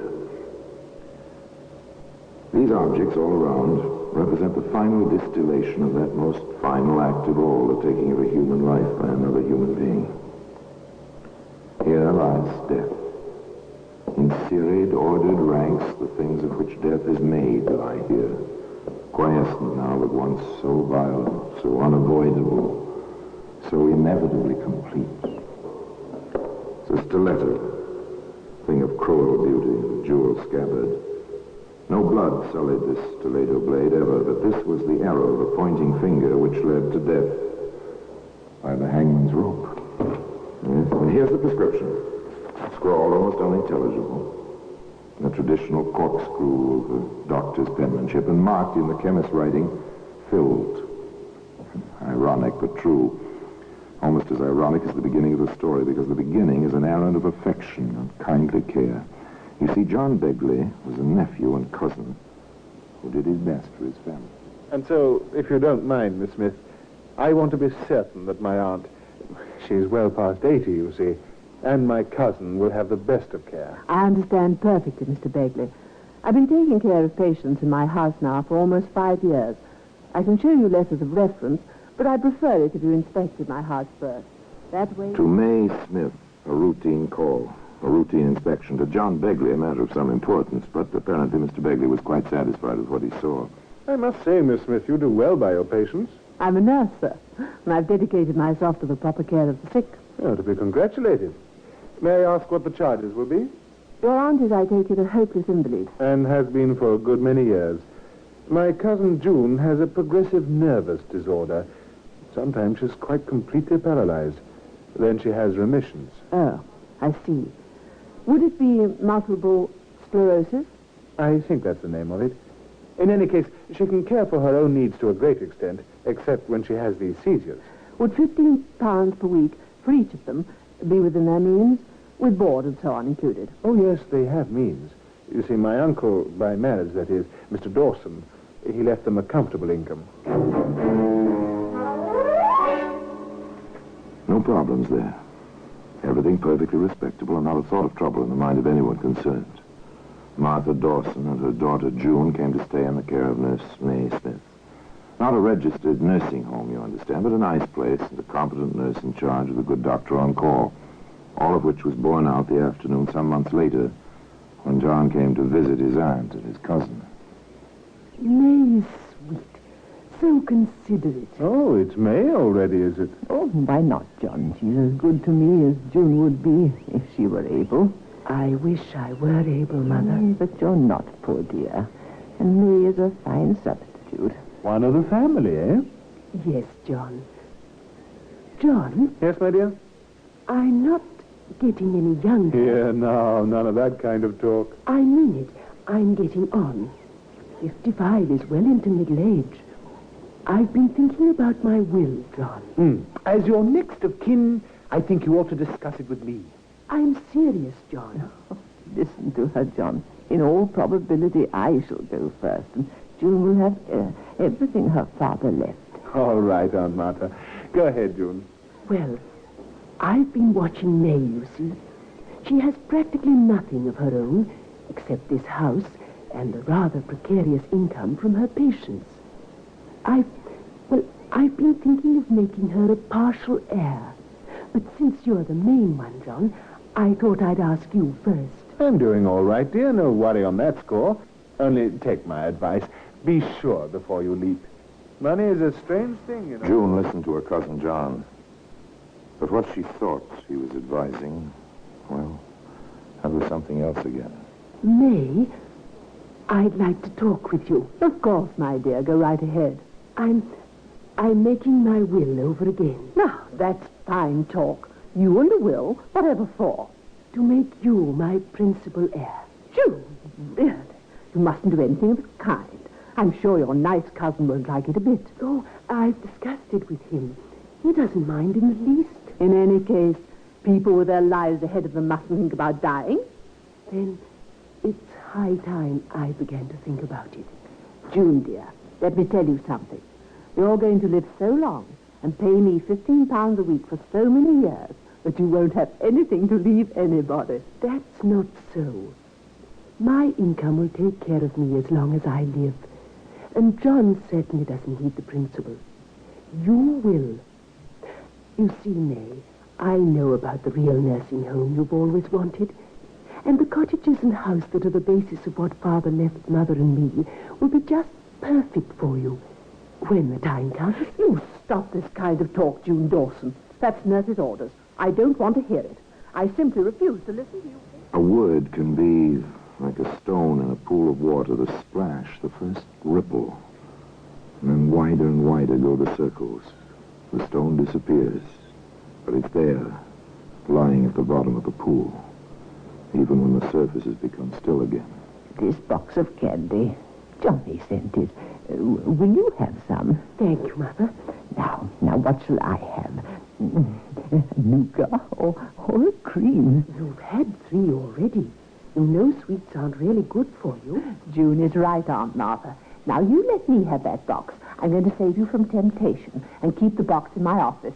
And you may have a piece after dinner and one after luncheon each day. The way you boss me. You'd think you were twice my age instead of the other way round. You're a good person, May. You really are. Am I? Just because I do my job? Yes, the care was good. And the 3 women obviously were very fond of each other. But did you notice the phrase, save you from temptation? Would a psychologist call that a Freudian slip of some kind? I wonder now. And who was saving whom? And from what? Certainly Dr. Lewin, the attending physician, thought merely that people were being saved from pain. And with conscientious care. I've been in to see Mrs. Dawson, nurse. I'm glad. How do you find her, Doctor? She's failing rapidly. Oh, it's too bad. She's a splendid old lady, despite her bad physical condition. Does Miss Dawson realize her mother's condition? I'm sure she does. She's a brave woman. And a self-sacrificing daughter, if ever I saw one. No question about that. Well, it must come to all of us one day. Death, I mean. Now then, have you the final reports on the terminal care for Mrs. Wrightson? Yes, sir. Right here in the file. And for Mrs. Richter. Thank you, nurse. You know, you really ought to qualify as a proper nursing home. You know your business, Miss Smith. Thank you, Doctor. Well, regulations are strict and expensive to fulfill. Now, on these two cases, Doctor, you prescribed morphia towards the end, you remember? And you let me have a supply. I keep the dangerous drugs in here. And I have some of the tablets left. I'd like to return them, if I may. Very well. Dangerous drug, morphia. Just as well not to have it around, even under lock and key. A dangerous drug. Tempting. But there's another drug, or so it may be called at times, a temptation certainly. Seems to have the power to dull the perceptions and the consciences of people, much as morphia does at a time. This drug is money.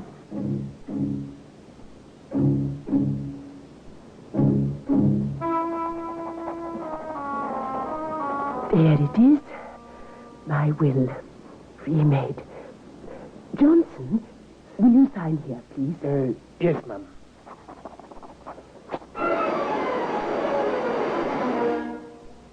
The papers were signed, put away. A will, an inheritance, a gesture from a grateful woman to a friend in need. That was all. An incident over, closed, with a period put to it as the pen stopped its scratching, as in a few weeks a heart stopped beating.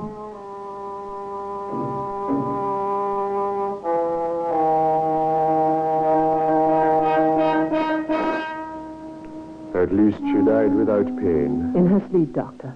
Around midnight. How is Miss Dawson taking it? Quite well. Would you like to see her? Perhaps I'd better. A sedative may be indicated. She's in her room. This way. Can I expect any reaction in June's own trouble? A disease of the nervous system like hers? There may be some trouble now, even when she's taking this blow so well. I know. Here we are, sir.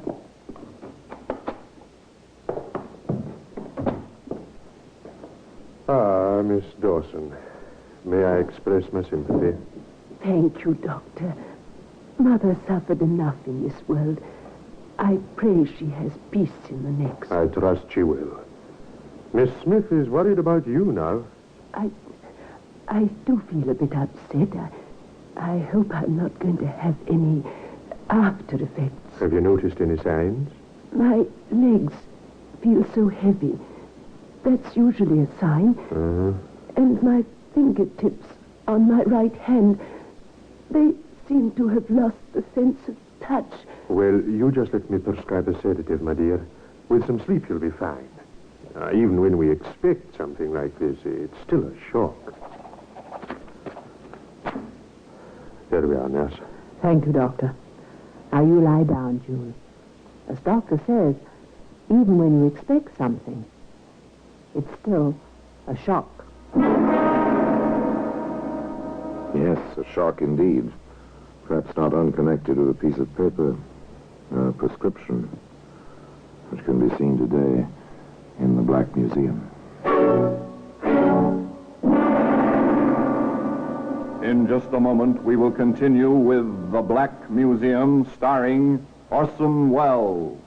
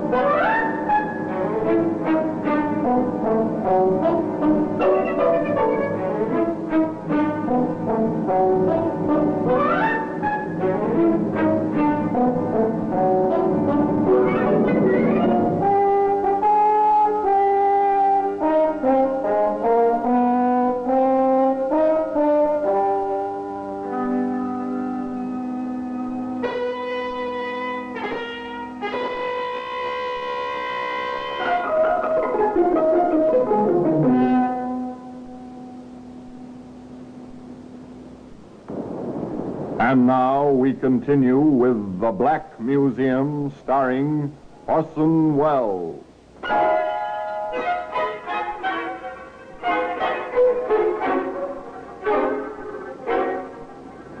The words they use are polite. Terminal care. They carry many connotations. An end to pain. An easing off from weary illness. A quiet kind of death. However, they do not mean a helping hand to death.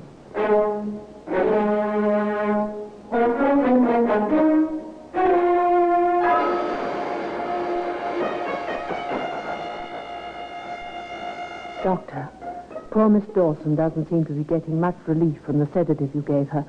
I'm afraid the funeral and all the details have been too much for her. I've been expecting that. She's worse, then? Yes. Her right side is paralyzed. Doctor, June's become more than a patient. I don't want to lose her, too. I understand, Miss Smith. Now, don't worry about that. Chances are Miss Dawson will live for quite a few years yet. Now, in the meantime... here you are, nurse. I've used a different compound this time. Number 1778 in place of 2032. Is this one stronger than what she's been getting? Yes, there's a bit more of the morphia in this prescription. Yes, let us ease the pain and relieve the suffering. This is a great career to comfort and aid the sick. One does many things to help the sufferer.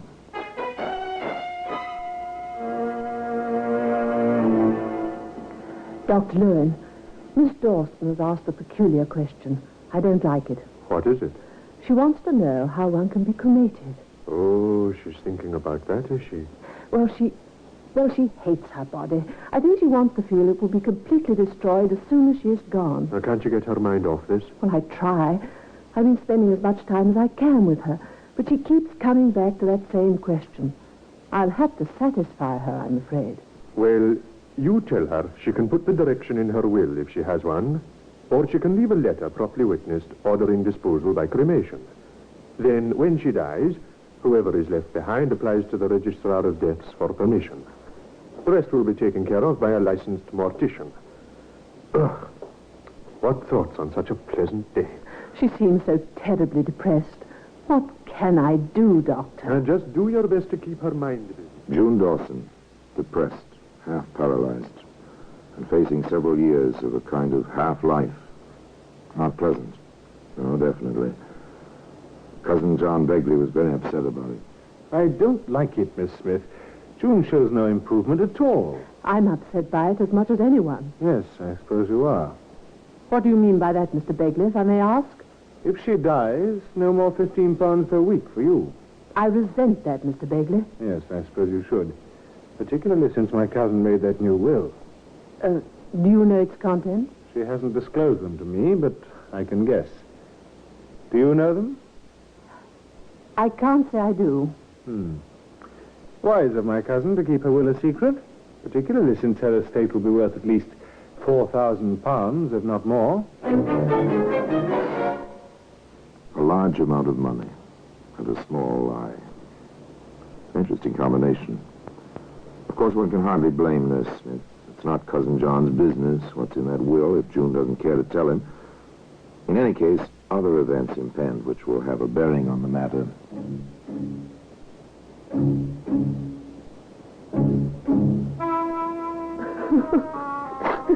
We have to quickly. Almost as if she'd wished herself to death. Why didn't you call me? And it was 1 a.m. She seemed to be sleeping, except her breathing was peculiar. I tried to rouse her, and she answered me. I left her. 215 Johnson, who was on the night desk this week, called me.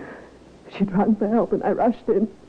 She still had the cord in her hand, and she was... Well, it happens that way. Something gives up. This was a cerebral hemorrhage, as far as I can judge, without an autopsy. I'll state so on the death certificate. Very well, Doctor. Oh, I feel so ineffectual at the moment. You see, she was more than a patient. She was my friend. I understand. Now, you'll be all right in a day or so after the internment. Oh, Doctor, She wrote a letter, insisted on it, after I told her what you said. What I said? About the cremation. Oh, that. Oh, yes, I remember. Yes, very well. You'll need the form request if you like. I'll send one over. Now, you can make it out, attach the letter, and take it to the registrar. He happens to be the health officer in Nottingham as well. Oh, thank you. Now then, I'll make out the certificate. No problems.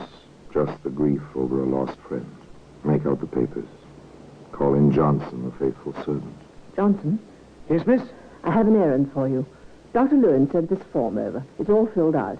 Now, I want you to take it to the health officer. You know where, don't you? Yes, of course, miss. And be sure you file this letter with it. Now, you remember witnessing Miss Dawson's signature on this letter, don't you? Oh, yes, of course I do. Johnson did as he was told. This was his job, no questions asked. However, the registrar at the health office did have a question or two. You work at this place for this Smith woman, do you? Yes, sir, I do. The form here says nursing home. Is that what it is? Oh, I suppose so, sir. Well, don't you know? Well, there's only a few patients, and it's Smith's own house. Oh, one of those, I see. I thought there was no registered nursing home at that address. I happen to be in charge of those records myself. She never called it a nursing home before, sir. She always wants one, of course. Talks about it a lot.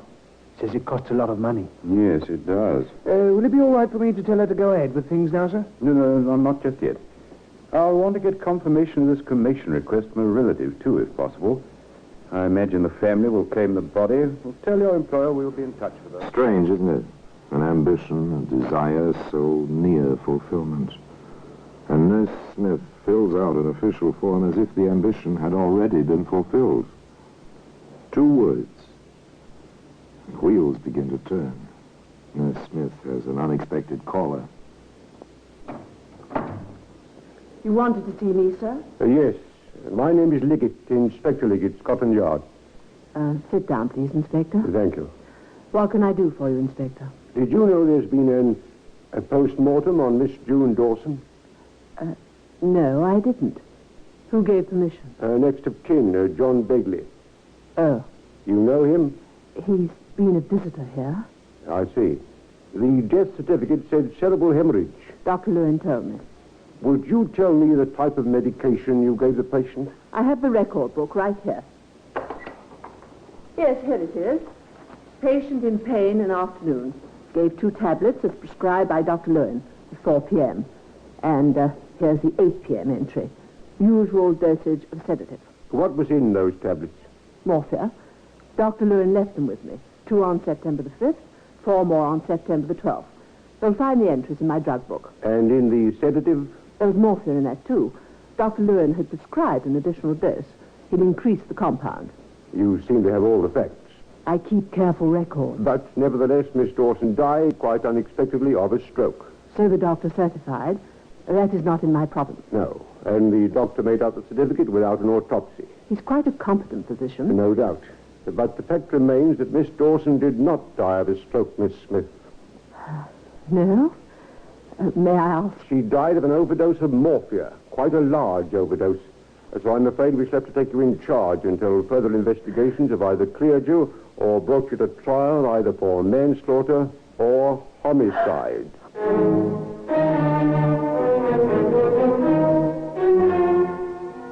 When death masquerades as mercy, when murder hides behind friendship, there's little sympathy for the accused. In this case, where one required to heal stood accused of killing, there was only anger. Nonetheless, justice was well ordered, and the evidence was made quite clear. First, the motive. Mr. Begley, what do you know of the occasion of your cousin's drawing up a new will in favor of the prisoner? My cousin discussed it with me. What did she tell you? That she felt so grateful to Miss Smith that she wanted to leave her entire estate to this woman. What is the amount of the estate? Something over £4,000.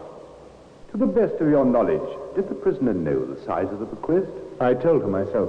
On what occasion? When I asked if she knew the contents of my cousin's will. And what did you say to that? That she did not know. At a subsequent visit with my cousin, I learned that she did know. In fact, her own assistant or helper witnessed the document. Thank you very much, sir. And finally, opportunity and access to the drug. Dr. Lewin, a tragic though innocent figure in the case, was the witness. Doctor, it has been alleged that you gave the prisoner 2 tablets of morphia for the deceased on the 5th of September and 4 more on the 12th. Is this true? It is not. I never prescribed morphia in that form for this patient. Did you prescribe it in any other form? In a sedative, yes. I must confess a slight error, however. The patient had been receiving compound 1778. I later prescribed compound 2032, thinking at the moment that it contained more of the drug than 1778. Later, I discovered it contained less. However, as it seemed to be equally easing to the patient, I did not correct the situation. Were you urged to add to the morphia? I was, by Miss Smith. Have you any idea where the prisoner may have acquired the drug which was used? During the past year, I have given her small quantities of the drug for use at her discretion, never more than 8 tablets at a time. She has returned a few from time to time. On checking my records, I find I have given her almost 100 tablets. Is this normal? In the situation where terminal care is the norm, yes. However, it is perfectly possible that some of the unused tablets were not returned to me. Now, returning to your prescription, Doctor, do you remember the occasion of your writing it, and why? I do. It was just after the patient's mother died while under Miss Smith's care. Miss Smith was most anxious for a stronger sedative for the patient, and inquired specifically concerning its comparative strength after I wrote the prescription. She also inquired of me concerning cremation. The Crown rested its case. The sentence was death by hanging. Well, today that same piece of paper, that prescription, is in the Black Museum.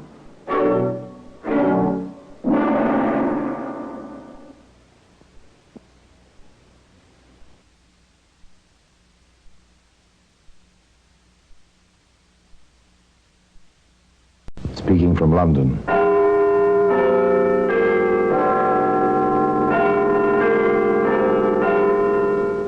The Black Museum. Here, in a grim stone structure on the Thames, which houses Scotland Yard, there's a warehouse of homicide. A very strange room where everyday objects, a woman's shoe, a tiny white box, a quilted robe, all are touched by murder.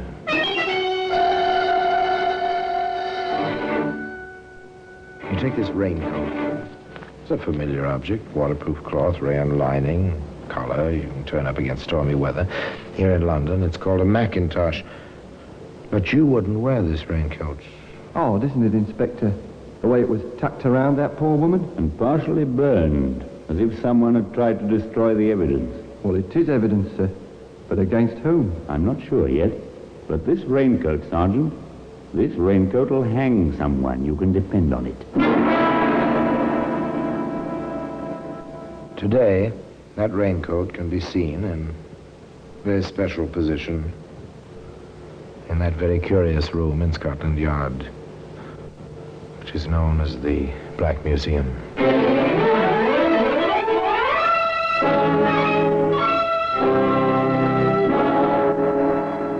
From the annals of the Criminal Investigation Department of the London Police, we bring you the dramatic stories of the crimes recorded by the objects in Scotland Yard's Gallery of Death, the Black Museum.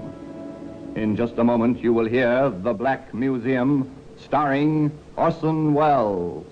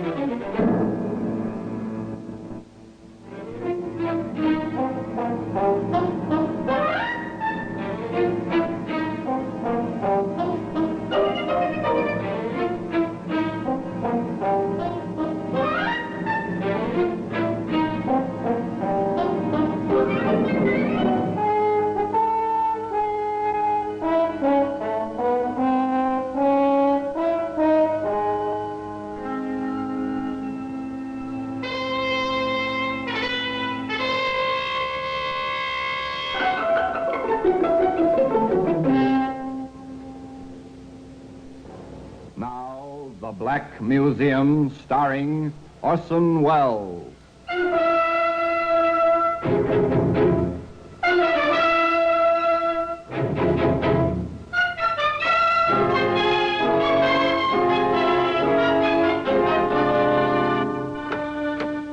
Now, here we are in the Black Museum, Scotland Yard's museum. It's a museum of murder. Here are the objects of homicide, the weapons, the clues, which at one time and another betrayed killers. They've been collected over 100 years. And now here they are, shelf upon shelf, in this dim, echoing room. Here lies death, on these shelves, in these glass cases. Just for instance, in this case, simple mallets. Just the sort of thing a suburbanite might use in his garage or his shop working at wood carving on a quiet weekend. As a matter of fact, a suburbanite did use this mallet on a quiet weekend, but not for wood carving. Ah, the raincoat. Here we are. Stained, charred, too, around the edges. There's nothing you'd like to handle for very long, but there's a story attached to it.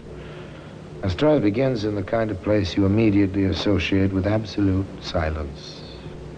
No, not a graveyard, a chess club. It is silent, isn't it? And into this silence of concentration, there intruded... London City Chess Club. Is Mr. Agard there? Sorry, sir, I haven't seen him yet. This is the steward of the club. May I take a message? We're expecting him. I see. My name is Champer. This is 46 Edison Mule East. He knows. We've had some contact by way of Agard's insurance business. Yes, sir. And the message? I want to see him about a policy. Tell him it's rather urgent. I want him at my house tomorrow evening at 7:30 sharp. Very well, sir. I'll tell him as soon as he gets in. Mr. Agard, sorry to disturb you, sir. Just a moment, steward. There. Now, your move. Now, steward, a most important telephone message for you, sir. Came in about half an hour ago before you came in. Otherwise, I would never have disturbed you. From a Mr. Chamfer, sir. Chamfer. Strange name. Oh, yes. Yes, perhaps I do know him. May I have the message, steward? That was all. That was all until the next evening. A little bit after 7 o'clock on a streetcar, this quiet little insurance salesman, John Agard, said to the conductor of the streetcar, I beg your pardon. Does this car take me to Edison Mews East? I've never been out there before, you see. I'm not... Yes, you're all right, mister. Take you about 20 minutes from here. Oh, thank you very much. I'll call it out for you if you like. Oh, yes, thank you again. Thank you very much.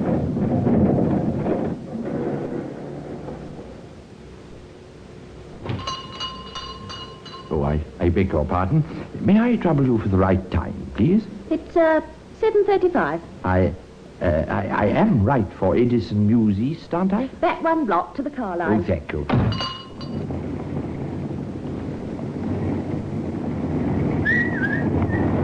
I beg your pardon, Constable. Yes, sir? I am looking for a Mr. Chamfer. In Edison Mews East, I have an appointment. It's insurance. Do you happen to know the gentleman, officer? Oh, I'm afraid not, sir. Oh, dear. And my date was for 7:30. Is it much past that now? 7:45, sir. Steeple chimes just struck the 3/4. Oh, thank you very much indeed. I'm sorry to have troubled you, officer. He seemed a worried little man, John Agard, upset over his difficulty in finding Mr. Chamfer, and he was still worried, apparently, about an hour later, when his next-door neighbors, Harry and Ethel Benson, saw him coming across the scrap of lawn which separated their houses. Here's Agard coming over. Funny. Why is it funny, Harry? They come over very often. That's just it. Martha isn't with him. Funny. Such a devoted couple. Martha had a bad cold today. Perhaps John needs something. Well, no isn't enough. There he is. Hello, Agard. Spotted you coming across the lawn. Yes, good evening. You know, I am sorry to bother you. No bother at all. Do you need something for Martha's cold? Oh, you know about that. No, and yes. I suppose the cold made her forget to unbolt the doors when she went to bed. You mean you can't get into your own house, oh man? That's it. Front and back. I can't seem to open either of them. I don't quite know what to do about it. Not like Martha to forget a thing like that. Does she always bolt the door behind you when she's alone? Oh, at night, yes. There's only the two of us. I do so rarely go out without her, but tonight it was business. If you come across with me, I'd appreciate it. The three of them crossed the lawn to the Agard house. 3 ordinary people. An insurance agent, a bank clerk's wife. The wife said, Let me try the front door just for luck. John Agard said. It won't help her. I've tried several times. The woman tried it.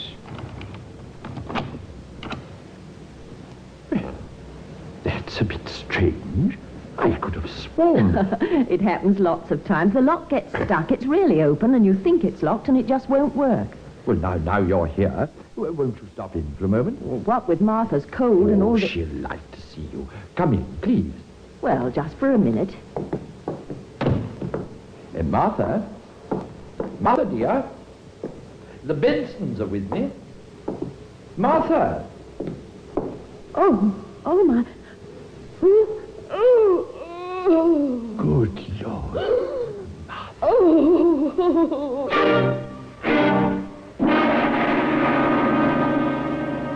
She was dead. Completely, horribly dead. One look. No doctor could help. The woman's head was battered in. She lay before the fireplace, her arms and legs twisted awkwardly like some carelessly dropped wooden figure, and there was blood on the hearth, on the walls, too, on the chair, on the rugs. And tucked around the body, as you tuck a blanket around a child, was a raincoat. Let me go over this once more, Mr. Agard. Of course, Inspector, if you think it'll help. Details very often help. You say you left here just before 7, took a trolley to Edison Mews, but you couldn't find the address or the man who'd called you, even asked a constable on the beat. Then you returned home to what you found. That is correct, sir. And your wife was alive when you left home? Oh, of course. That was about 7:15. The boy who delivers milk says he saw her in the kitchen through the window about that time. The newsboy says he tossed the evening paper at the front door about 6:30, but saw no one. Can you corroborate any of those points? Oh, I took the paper with me at 7:15. Martha was alive when I left. Who could have done this, Inspector? Who? We'll find out. We usually do. May I see the cuffs of your trousers, Mr. Agard? The cuffs of my... Oh, yes. But whatever for? Thank you. No? No stains of any kind? But do you really think for 1 minute that We think nothing. Not yet. The raincoat, Mr. Agard, is it yours? And are there 2 worn spots at the buttonhole? There are. It's... none. When did you see it last? It was hanging on its usual hook in the hall. I see. Thank you, Mr. Agard. That's about all for now. That's about all for now. But not nearly all. The experts were at work. Somewhere, somehow, the tiny thread which would lead to the heart of the tangle would be found. In a quiet office in Scotland Yard, Inspector Mason discussed the experts' reports with Sergeant Crandall. It couldn't have been robbery. Agard reports nothing missing. Agard reports a lot of things, including a mysterious telephone call that took him on a wild goose chase. During which he seems to take good care to leave a clear trail of his own movements. She was seen alive between 6:30 and 6:45. Agard was in the tobacco shop at 7:35. The girl who works there remembers him. He probably took good care she would. Beyond a doubt he did that. But he couldn't have battered her to death after 6:45, cleaned up, destroyed whatever he was wearing, and still be in that shop at 7:35. Or made that trolley car a few minutes after 7. Exactly. Which leaves us, Inspector? With a raincoat. It's odd, isn't it, Inspector? The way it was tucked around that poor woman. And partially burned, as if someone tried to destroy the evidence. Well, it is evidence, sir. But against whom? I'm not sure yet. But this raincoat, Sergeant, this raincoat will hang someone. You can depend on it. That was all they had. The raincoat. Inspector Mason thought about it. It was tucked around her just as if someone who loved her were taking care of her. There was a thread. It seemed the only thread. Where did it lead? Where could it lead? Where could any of it lead? John Agard, you're under arrest, and you'll be later charged with the murder of your wife, Martha. It is my duty to caution you that anything you may say... Today, that raincoat can be seen in a very special position in that very curious room in Scotland Yard, which is known as the Black Museum. In just a moment, we will continue with The Black Museum, starring Orson Welles.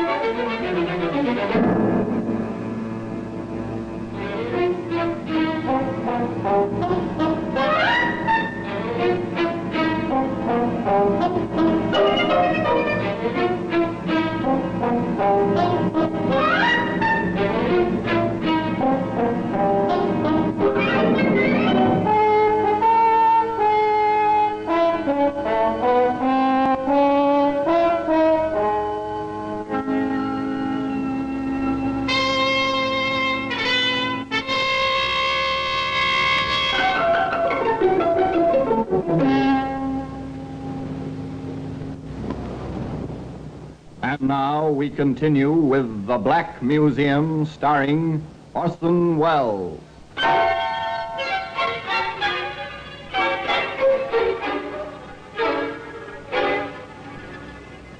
Well, they charged John Agard with the murder of his wife, Martha.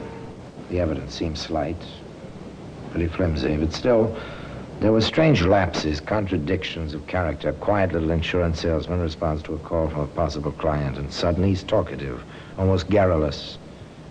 He establishes himself at definite places at definite times with total strangers, all of whom can be checked quite easily by the police. The possible client is non-existent. And then, of course, there was the raincoat. From the very beginning, the prosecutor for the Crown made it clear that a great deal of his case rested on that raincoat. And if the prisoner did commit this murder for apparently no reason, he deserves the full punishment. Much will be made of the quiet life he led with his wife. Much will be made of the fact that no telltale trace of blood was found on him or his clothing. But I say to you, and we hope to prove this to your satisfaction, that this woman could have been beaten to death by someone wearing only the raincoat which we will place in evidence. Now, who, ladies and gentlemen of the jury, could have approached Martha Agard naked save for that raincoat, except her husband, the prisoner, John Agard? Moreover, as you will see, the police officer... There was more of the same, much more. Counsel for the Crown was out to make an impression, no doubt about that. But then, so was counsel for the defense. My client has admitted that no trace of blood was found upon my client, although from the condition of the body and low time. John Agard could never have committed this crime, performed the necessary ablutions, and been where he was definitely seen between 6:45, when his poor wife was last seen alive by a third party, and 7:05, the moment when my client spoke to the trolley conductor. But far, far more important is the relationship between my client and his poor wife, a relationship of love, of understanding, of the perfect companionship of declining years. For that reason alone, I submit my client could never have committed the crime with which he stands charged today. So it began. The legal lines of battle were drawn. 12 honest men sat in the jury box and gave their whole attention to the parade of witnesses, to the arguments, to the cross-examinations. Sergeant Crandall gave evidence on the amount of blood and the places where it was found. Defense counsel cross-examined. It is apparent, Sergeant, that there was an attempt to burn the raincoat, which is now in evidence. Do you agree? Yes, sir. Such an operation would take some time, would it not? Well, I assume so. I can't say for certain. I've never experimented with a raincoat. Very well. You saw the scene of the crime before it was cleaned up, did you not? I did. From what you saw, would you say it was possible for the killer to escape splashes of blood? Well, I doubt it. He would get blood on his legs, his hands, his face, his hair. I expect so. Were any such traces found on my client? Or none that I know of. There's been a suggestion made that the murderer took a bath before leaving the premises. Did you see any traces of a bath? A wet towel, indications in the bathtub? No, sir. Nothing like that. One more point, Sergeant. These were the telling points. But the Crown made its own points as well. Inspector Mason, was your impression of the defendant when you first questioned him? I was rather surprised at him. He showed less emotion than I did. How was this indicated? We sat in the room where the murder had occurred. Mr. Agard smoked and talked. He held his cat on his knees and stroked it quite calmly. At one point, he casually stepped... Such points do. A clever prosecutor. Quite clever. He called the steward of the chess club. Was Mr. Agard in the club when the telephone call came from this mysterious Mr. Champa? No, sir. I looked particularly. He was not there. Did you recognize this Champa's voice? I'd never heard it before. I haven't heard it since. Might it have been a disguised voice? It might. It sounded muffled. Very heavy, sort of. Thank you. Your witness. Steward, in your observations of Mr. Agard, have you ever seen him behave as a poor loser? No, sir, never. Has he ever expressed violent opinions, to your knowledge? Mr. Agard violent? He's the quietest man I've ever known. Did he ever mention his wife to you? Many times, sir. On what occasions? Usually about 9 in the evening. He always worried about leaving her alone too late at night, sir. Oh, very considerate of her he is, was, sir. Thank you, that's all.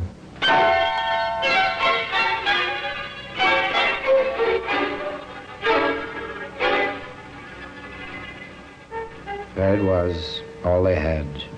An elusive case. An impression, really, more than a case.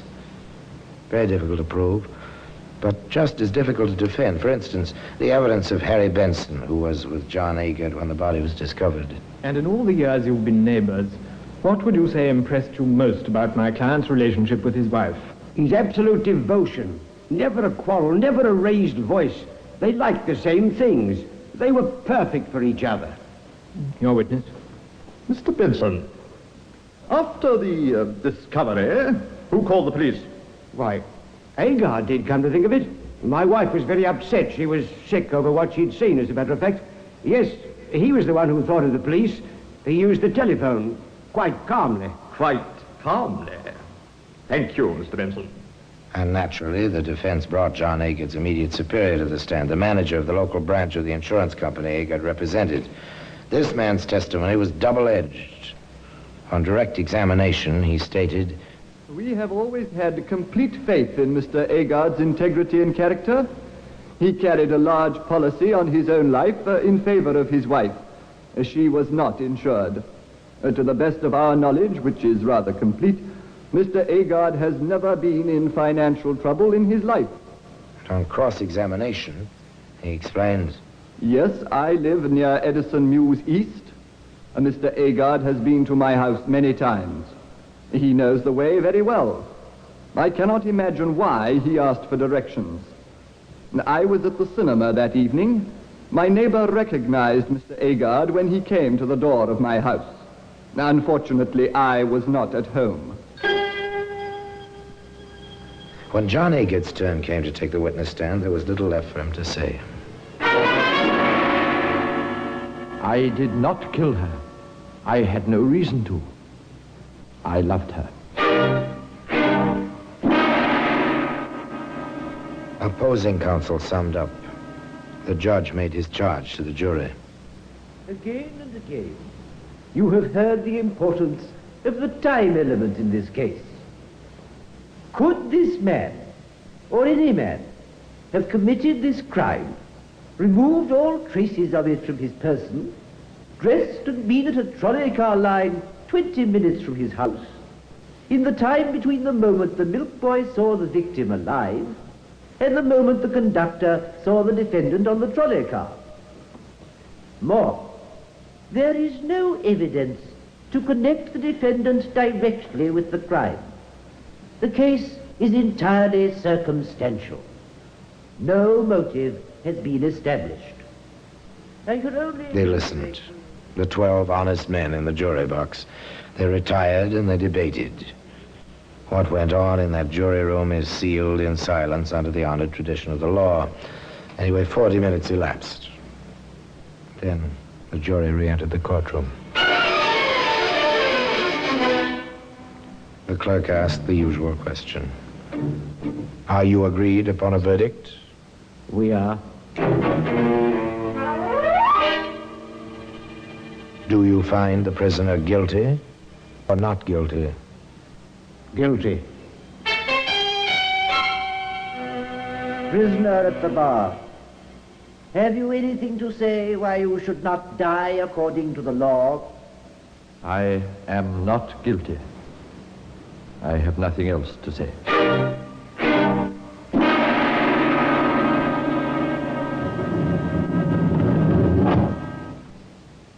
You're looking well, John. They treat me well. I had a shock yesterday. The governor of the prison came here. He said 8 o'clock in the morning, Monday the 16th. Don't worry, John. It will be put over. The appeal? It's being studied. The court won't rule for another month at least. They'll grant a stay of execution. A month. Another month. A month. An extra week after that. Time went on endlessly, it seemed, to John Agard, waiting in his cell in Walton Prison. And at long last, they gave him his own clothes and took him before 3 judges of the Court of the Criminal Appeal. Handcuffed, he stood there between the bailiff and his own counsel. The voice of the judge seemed very far away. There is indeed reasonable doubt in this case. We believe there is eminent difficulty and doubt. The case against the appellant was not proved with the certainty necessary to a verdict of guilty. This appeal will be allowed. The prisoner will go free. Yes, he went free. But the raincoat, that famous raincoat, can still be found today in its place of very particular honor in that curious room known as the Black Museum.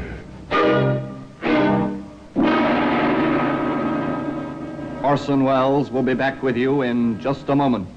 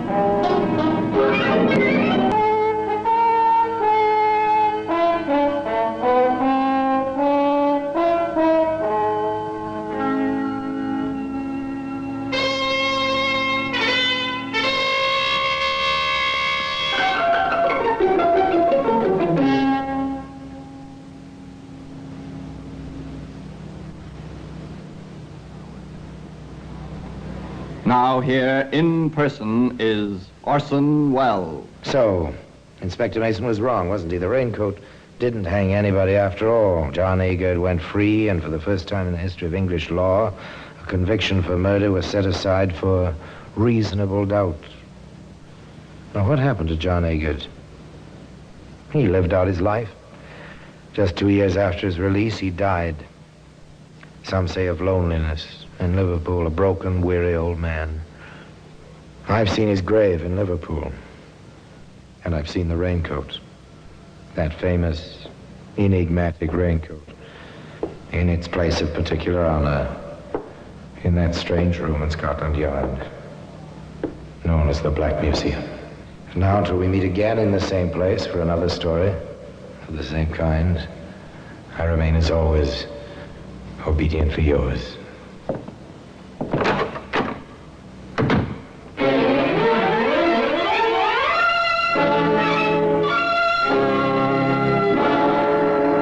The Black Museum, starring Orson Welles, is presented by arrangement with Metro-Goldwyn-Mayer Radio Attractions. The program is written by Ara Marion, with original music composed and conducted by Sidney Torch. Produced by Harry Allen Towers.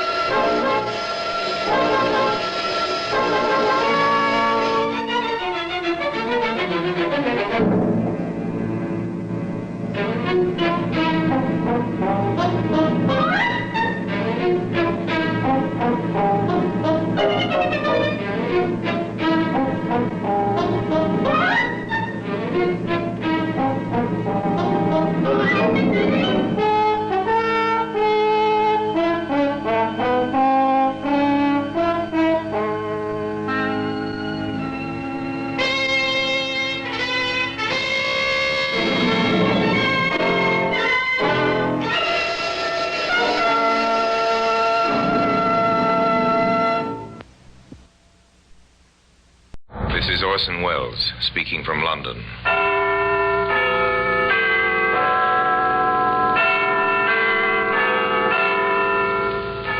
The Black Museum, a repository of crime, of death by violence. Here in the bleak stone structure which is Scotland Yard, there is a warehouse of souvenirs, where ordinary objects, a briar-root pipe, a dingy white glove, a lump of twisted sealing wax, all have a history of murder.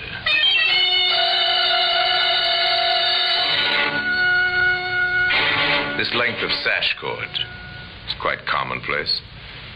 You might see something like this in any window frame. Harmless-looking bit of rope. It seems so. Frayed at one end, cut all cleanly at the other. Just the right length to hook around a man's neck and twist. Today, that bit of sash cord can be seen in the Black Museum.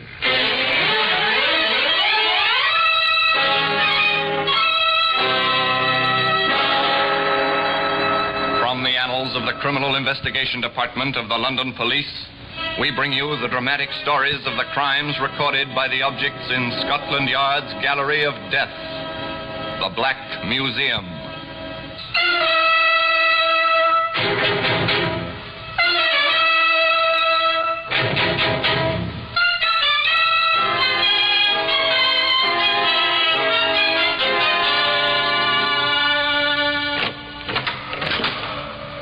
Here we are in the Black Museum, Scotland Yard's Museum of Murder. Outside these walls of blackened brick and slate is London, where since daybreak the river has borne an endless burden of traffic. On fog-shrouded bridges and in narrow streets, tens of thousands of pedestrians have jostled one another, all very much alive. But here, within this room, the connoisseurs of crime may see recorded for posterity in cabinets, in wooden trays, in jars, carefully labeled and preserved, the evidence of vindictive death. This sash cord, a short piece of rope, grimy, frayed at one end, not remarkable in itself, yet it came from the stage of a famous theater in the city of Brighton, where Octavia Kenmore, actress-manager, was concluding her annual engagement. The alley of that theater was like any other, a corridor of darkness between the street and the stage door. And one September evening, a man came running out of the shadows, startling the doorkeeper who sat dozing in his chair. Mr. Carter, what's the trouble, sir? You'll find out soon enough.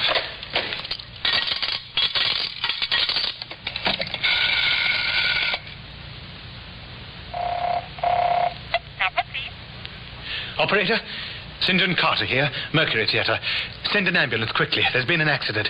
One of our stagehands, he's lying unconscious in the alley. Hurry, please. Yes. One of the cast, Mr. Carter? Who is it? Tell me. It's Buckland. I can't bring him round. I tried. Jeff Buckland? Oh, Miss Kenmore will be terribly distressed. Stage carpenter with her for 20 years. I dare say she will. Hadn't we better go and lift him in, sir? Perhaps there's something could be done. No, it's better not to move him till the doctor comes. It may be serious. And we wouldn't want to injure him, you know. A man found dead or dying. A phone call. Then the waiting. Over the crumpled figure stood old Tom Snellen, doorkeeper, and St. John Carter, leading man. Waiting.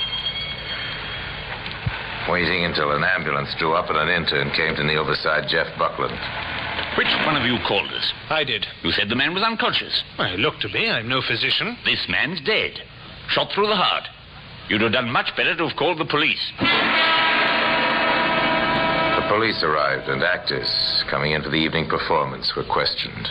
The star of the play in the theater early, as was her custom, was left undisturbed. The constable at the door admitted a young plainclothesman. Inspector Mitchell? Yes, Jordan? One of the men found this, sir. Hidden under some rubbish in the alley. .32 caliber. Thank you. Oh, Mr. Ellis. Attention now focused on David Ellis, stage manager in Miss Kenmore's troupe. Ever seen this pistol, Mr. Ellis? Why, yes, it's the one we used in the play. I keep it in my desk. I've the usual license for it. What sort of ammunition do you have? Oh, blank cartridges, of course. 32 blanks. It's not loaded with blanks now. Bullets. And one chamber has been fired. I must warn you, Ellis. Anything you say henceforth will be written down and may be used as evidence. Well, you mean you're arresting Dave? But you can't. He never hurt anyone. Who are you, young lady? Miss Kenmore's secretary. My wife, Inspector. Please, Lucy. But this is... Oh, Inspector, you don't understand. Jeff was our friend. He's been, well, like a father to both of us. And while you stand here wasting time, the real murderer's getting farther away. That will do, Lucy. I take it there's been some trouble. Please, sir, state your business and then leave. I can't have my theater disrupted 15 minutes before curtain time. Oh, Miss Kenmore. Now, Lucy, control yourself. Will someone be good enough to tell me what has happened? Certainly, Miss Kenmore. I had hoped it wouldn't be necessary to disturb you just at present.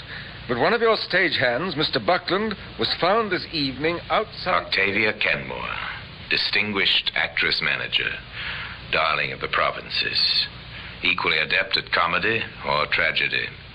Of course, I'm gravely shocked. Poor Mr. Buckland. A good and faithful servant, Inspector. Oh, but it is preposterous of you to suspect Mr. Ellis. My stage managers never kill people. In any case, I can't spare him. We ring up in 10 minutes exactly. I'm extremely sorry, Miss Kenmore, but Ellis is a material witness. He must come to the station house for further questioning. It was his pistol. It was my pistol. I own all the props used in my play. The license is in his name. Legally, he is the owner. Then I demand that you release him in my personal recognizance. I'd like to do that, ma'am, but unfortunately your entire company is under surveillance and is only permitted to perform tonight. Ellis, you must come with me. Very well.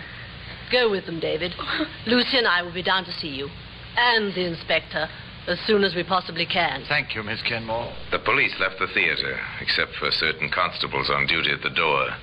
And in her dressing room, Octavia Kenmore made ready. Lucy, my child. Ah, me. How weak a thing the heart of woman is. Come. Don't be downcast. Oh, how can I help it, Miss Kenmore? With David in prison. Nonsense. He's only detained for questioning. He isn't charged with any crime. I'm thinking of Geoffrey Buckland, an excellent good man, and the best stage carpenter there was in England. Was he married? His family's in Manchester. I'll have to telephone them immediately after the performance. What? You really mean you're going on? Certainly I am. And you will do Davy's job tonight. What? Me? Run the show? Why not? You've seen Davy do it often enough. And work is what you need. There's no time to think. Now, quickly now. Check the stage for the first scene and while I repair my makeup. Go, my child.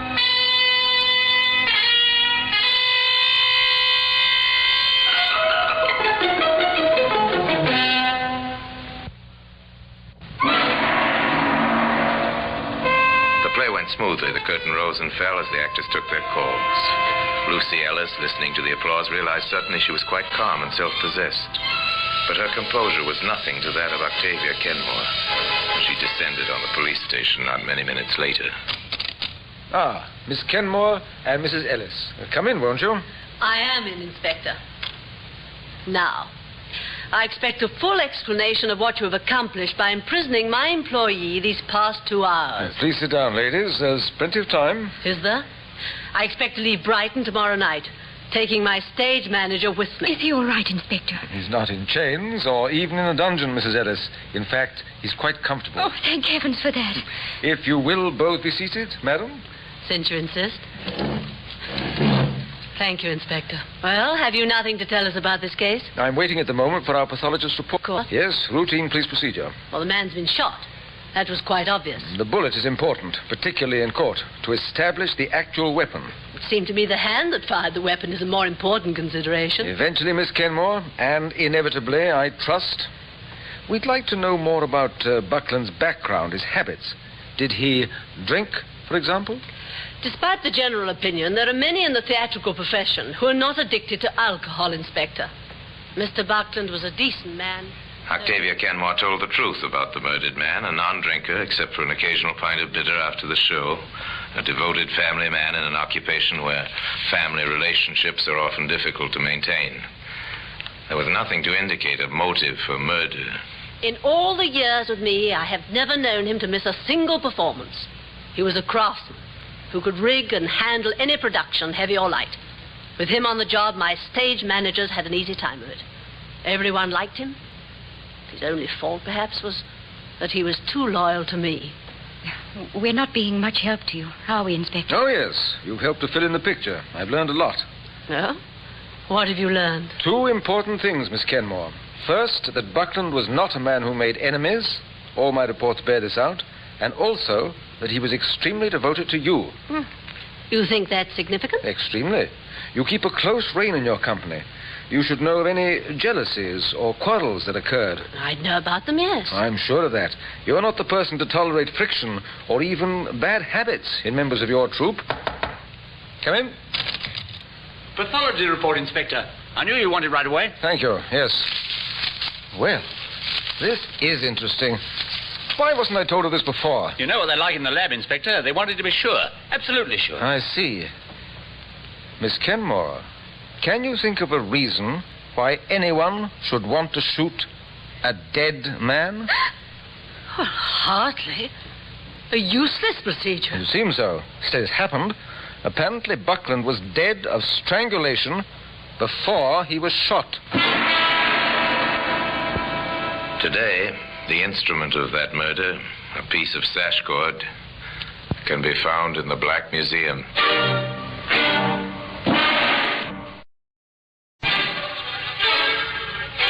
It was a good question. Inspector Mitchell repeated it. Can you think of a reason why anyone should want to shoot a dead man? An interesting problem, is it not? The medical report is very definite. Buckland was strangled with a thin piece of rope. Because he wore a scarf about his neck, the marks weren't noticed till they brought him to the lab. He was dead before the bullet ever was fired. Inspector Mitchell then went back to the scene of the crime, the alley beside the theater where the body of Jeffrey Buckland had been found. And with him, at her own insistence, went Octavia Kenmore. What are they looking for, Miss Kenmore? The thin piece of rope, of course. They'll never find it. If the murderer had an ounce of brains, he'll have taken it with him. Oh, it's strange. I don't suppose this alley ever had so much light turned onto it before. It was strange. Men searching every cranny, their flashlights pointing and probing, picking out grillwork balconies, iron ladders and fire escapes thick with rust. The men themselves silhouetted against the light. Oh, Miss Kenmore? Yes? We found this, caught up in that balustrade. I think it's the weapon. Our lab can tell us definitely, of course. I see. A piece of lash line. What's that? Lash line, did you say? Yes, it's the sort of rope we use backstage to lash the scenery together. Much the same as ordinary clothesline? Or sash cord, yes. Would you be able to identify it as belonging to your stage equipment? Oh, that's hard to say. Miss Kenmore, Inspector. Yes, Lucy? One of the stagehands reported to me tonight. They'd had trouble with one of the sets. The line was too short to make it fast. Could you locate that piece of scenery, Mrs. Ellis? I think so. I told him to leave it on top of the stack so that we could replace it in the morning. Well, let's go on stage then, shall we? Do you know, Miss Kenmore, as a youth, I was strongly attracted to the theater. Were you indeed, Inspector Mitchell?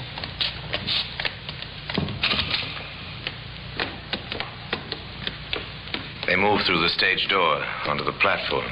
This is the flat, the one with the short lash line. You see how it works, Inspector. The rope is flipped round the iron cleats and tied off at the bottom, so the audience sees only an unbroken wall. I understand perfectly. The cord of this rope matches the piece found in the alley. Rust, stains, and all. What does that suggest to you, Inspector? There's little doubt in my mind, Miss Kenmore, that the person we want is a member of your own company. Yes, I've decided that for myself some time A ago. member of your company, I think, cut off this cordage to strangle Buckland. And someone else, familiar with these premises, took the pistol from Ellis's desk. Then you don't think my husband's guilty? I haven't said that. But I must check once more who actually was here, backstage, between the hours of 6 and 7. I was here myself in my dressing room. And Sneller, the doorkeeper, was on duty. He surely... We took his statement, of course. He seemed a bit evasive now that I think of it. I won't hear a word against him. Sneller's perfectly honest. I take an oath on it. Is he? A remarkably sound sleeper all the same? What do you mean? The extraordinary thing about his story, he claims to have been dozing in his chair. He didn't wake even when a pistol was fired not 30 feet away. I think perhaps I'd better go and visit him. Then I'll come... No, Miss Kenmore, not this trip. Investigations of this kind are sometimes dangerous. The old man lived close by the theater. 4 flights of well-worn steps led to an attic door. What do you want? What is it? You're Mr. Snellen? I am. We're the police. My name is Mitchell, C.I.D. Should I show you my credentials? No, I recognize you, sir. Come inside. John Snellen had no need to be afraid, but it was his nature to be timid. Merely an old man who wanted to avoid trouble. Sometimes when arguments occurred, it was his habit to pretend to be asleep in his cubbyhole behind the stage door. You expect me to believe that when a pistol was fired close by you, you didn't even hear it? I can't rightly say this. There's heavy traffic in the street that time of night, you know. If I did hear a noise, I must have took it for a passing car. Yes, I'll admit that's a likely explanation. Perhaps I ought to. Yes, what is it? If there's something you haven't told us, I advise you to come out with it. What had he seen and heard? A trifle. But possibly a trifle of importance. Almost enough to send a man to the gallows. I know I should have spoke of it before, sir, but, well, it was a little before 7 o'clock, and Mr. Buckland was inside near his toolbox talking to this flashy-dressed young fella. And Mr. St. John Carter, he was there, too, just standing by, so to speak. Could you hear what they were saying? No bookmaking in this house. That was what Buckland said. Miss Kenmore won't stand for it. She's strict about such things. Yes, sir. Everyone knows that. Miss Kenmore won't have gambling in her company. An actor would get himself discharged if she caught him betting the horses or some such thing. What else did Buckland say? Well, he warned the fellow he'd go straight to Miss Kenmore. Said how this man had been following the company all along the tour, and Carter and some of the others had been betting with him. But that was all. The 3 of them went out together, still talking.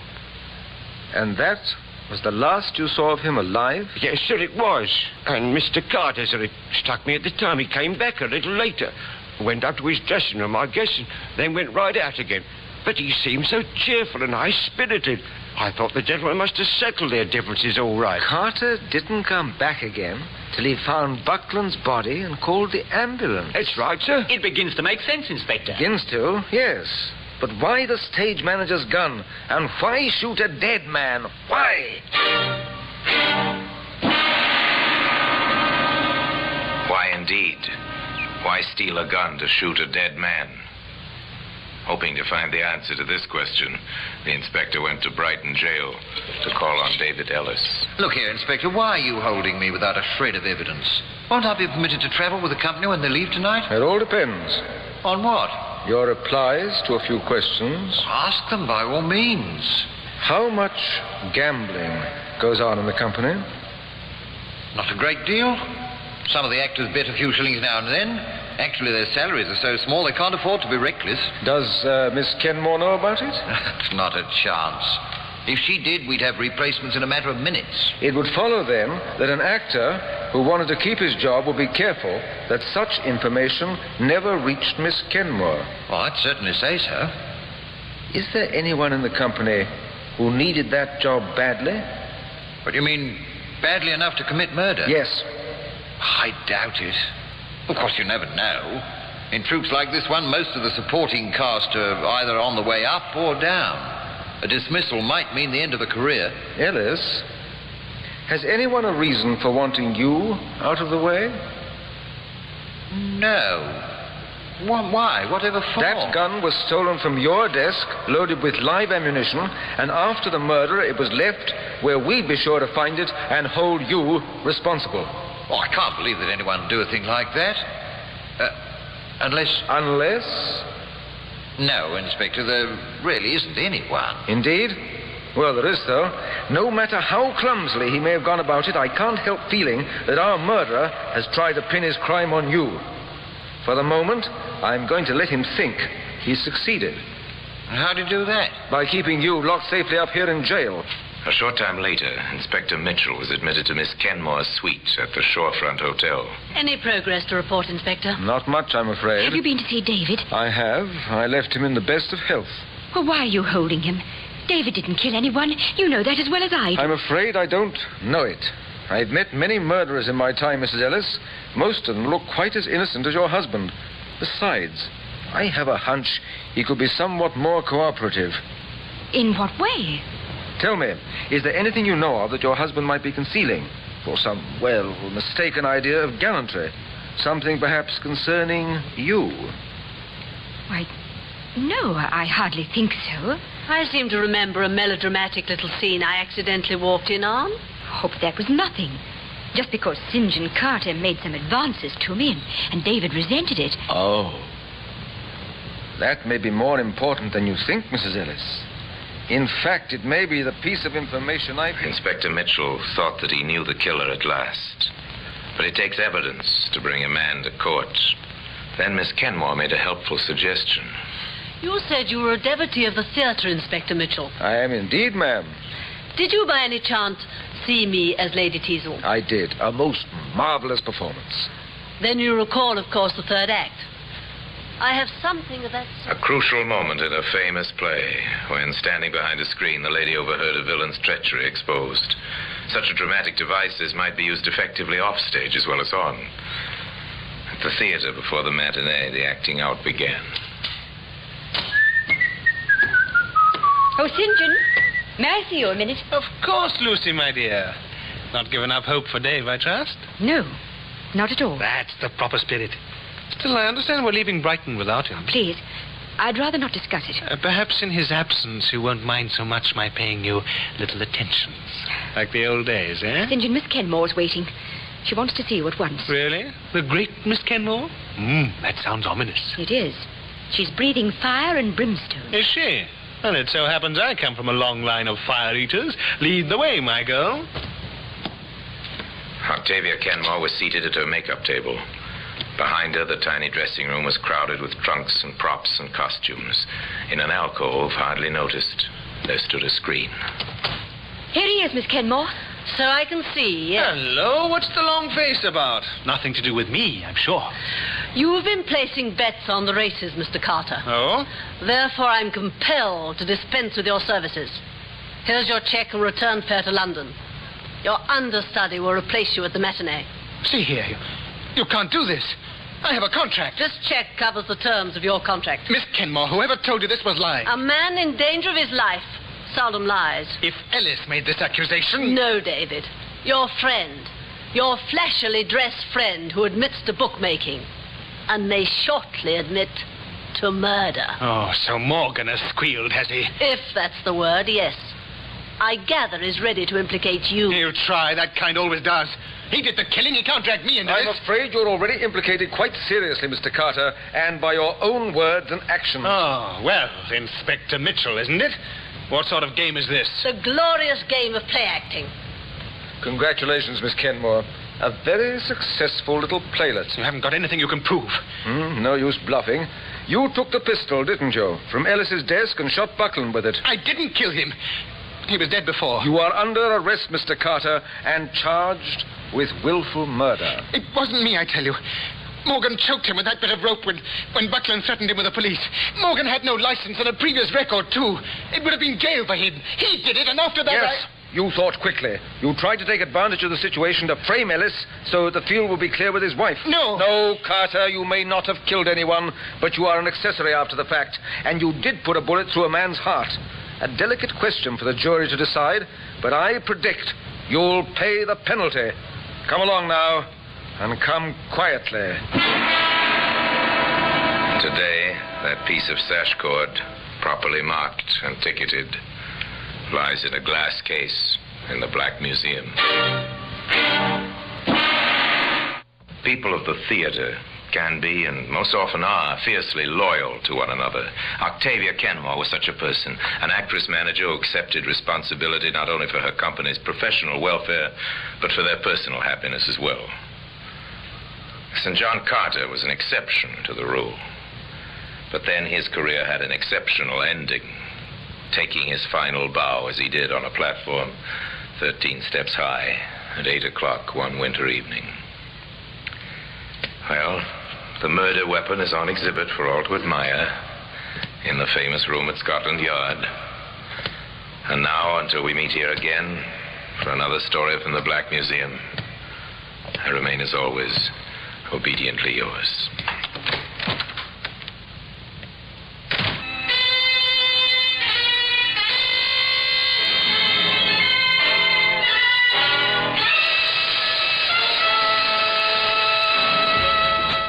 This is Orson Welles, speaking from London.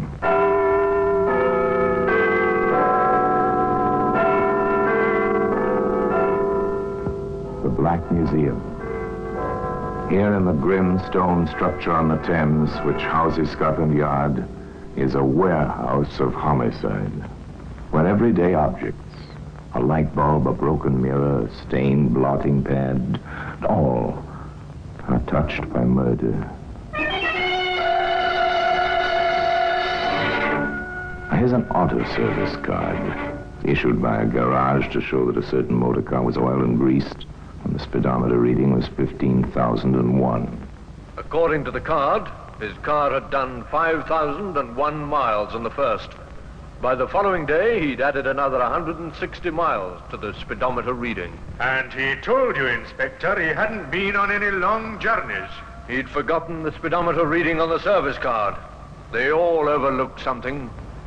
And the harmless-looking service card, which George Dalton overlooked, was instrumental in convicting him of the brutal murder of his own mother and father.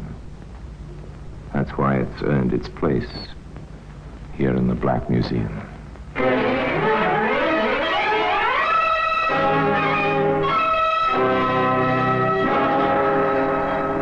From the annals of the Criminal Investigation Department of the London Police, we bring you the dramatic stories of the crimes recorded by the objects in Scotland Yard's Gallery of Death, the Black Museum.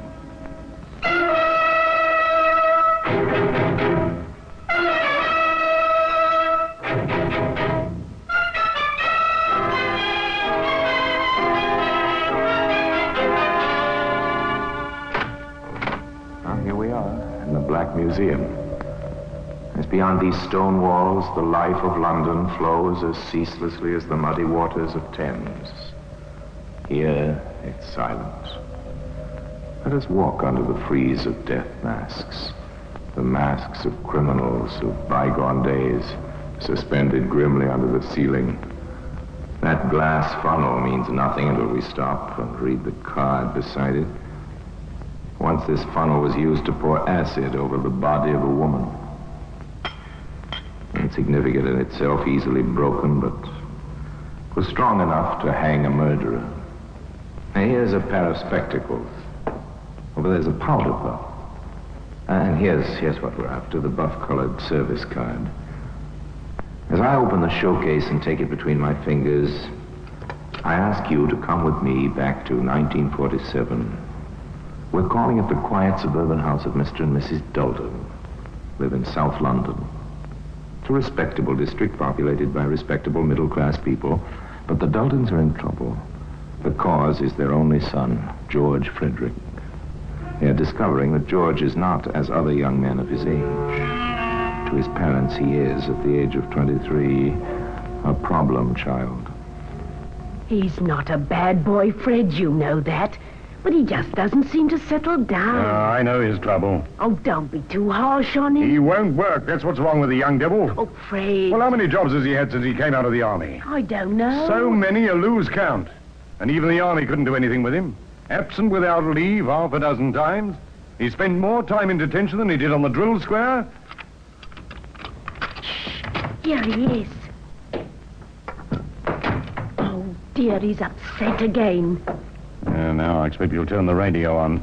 Oh, George, for heaven's sake, don't turn that radio on. I've got a headache. Oh, go to hell. What did you say to me? I told you to... Here, you get away from that set. Jerry, you put your hands on me. Go to your room. But I'm sure... Protect me. I'm sorry, Dad. I'm sure he didn't Go to mean your it. room. I didn't mean it, Dad. I'll sweep up this mess and we'll have some tea, shall we? All right, young man. For your mother's sake, I'll forget it. But I'm getting straight on the telephone to my old friend Jim Spencer. He's got a jeweler's shop in Clapham and he meets a lot of people. Maybe he can advise me about fixing you up with a job.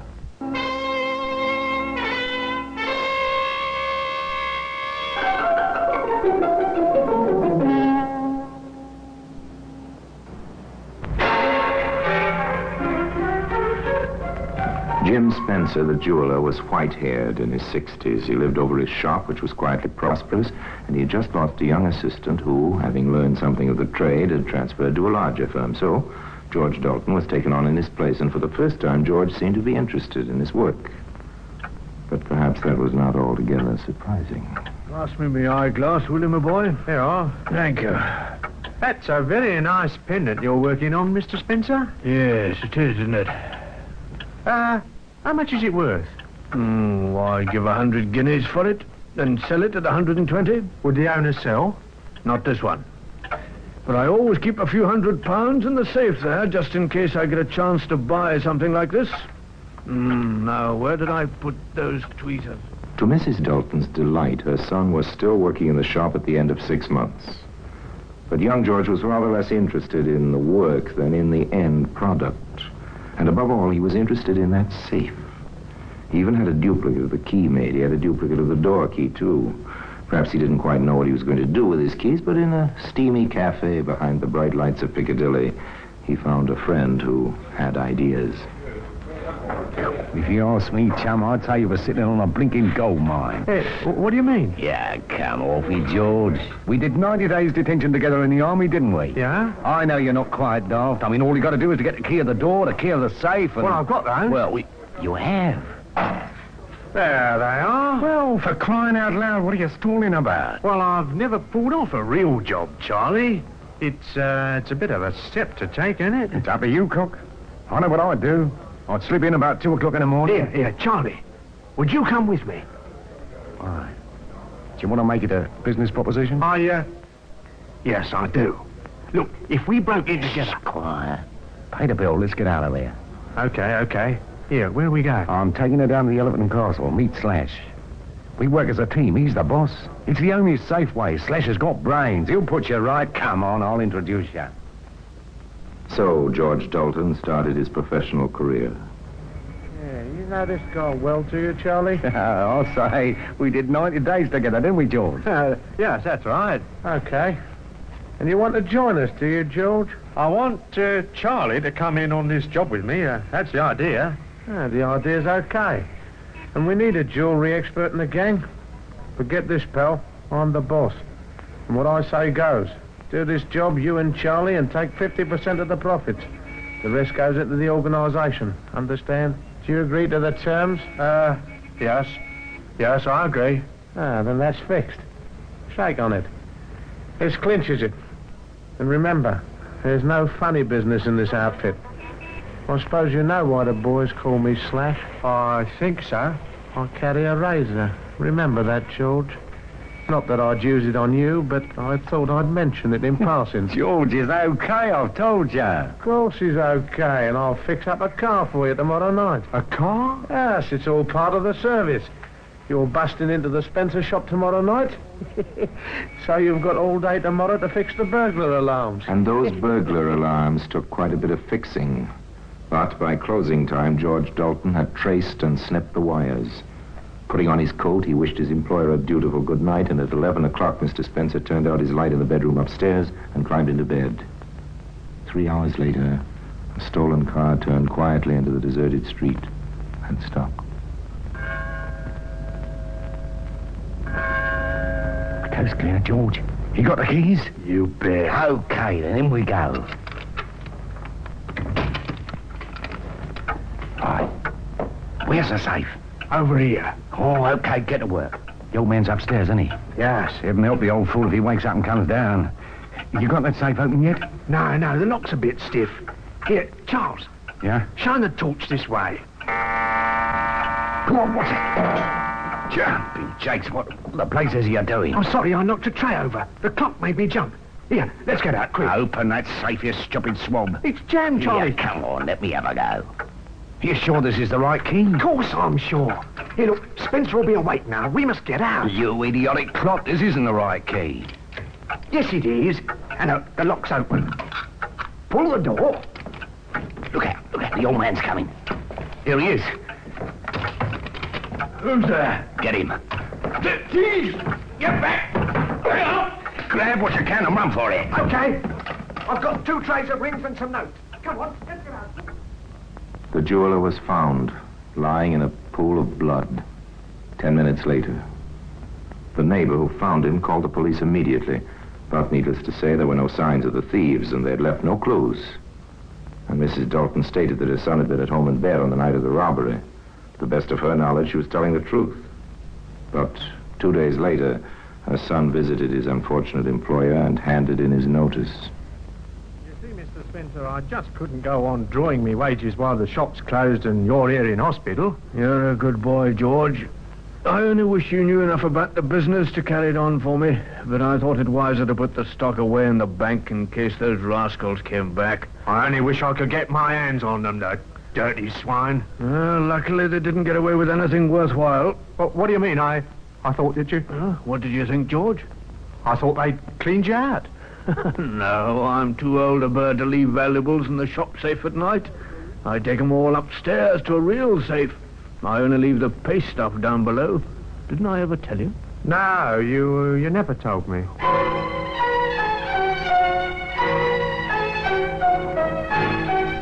How much the old gentleman suspected, we don't know. If he did have any suspicions, he never had them.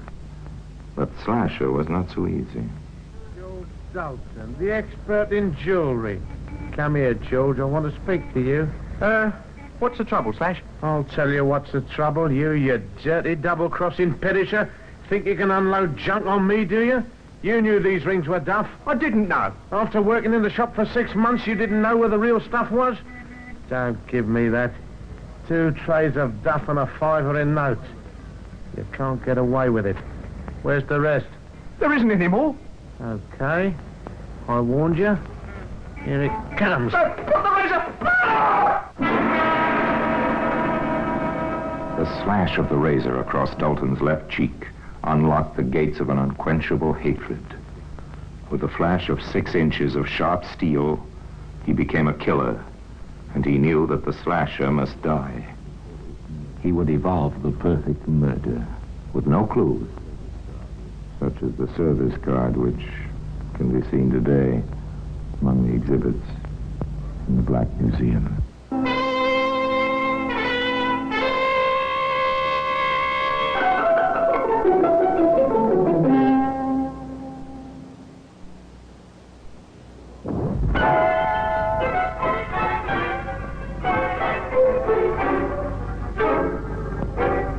We return to Dalton, the killer, with blood still streaming from his cheek.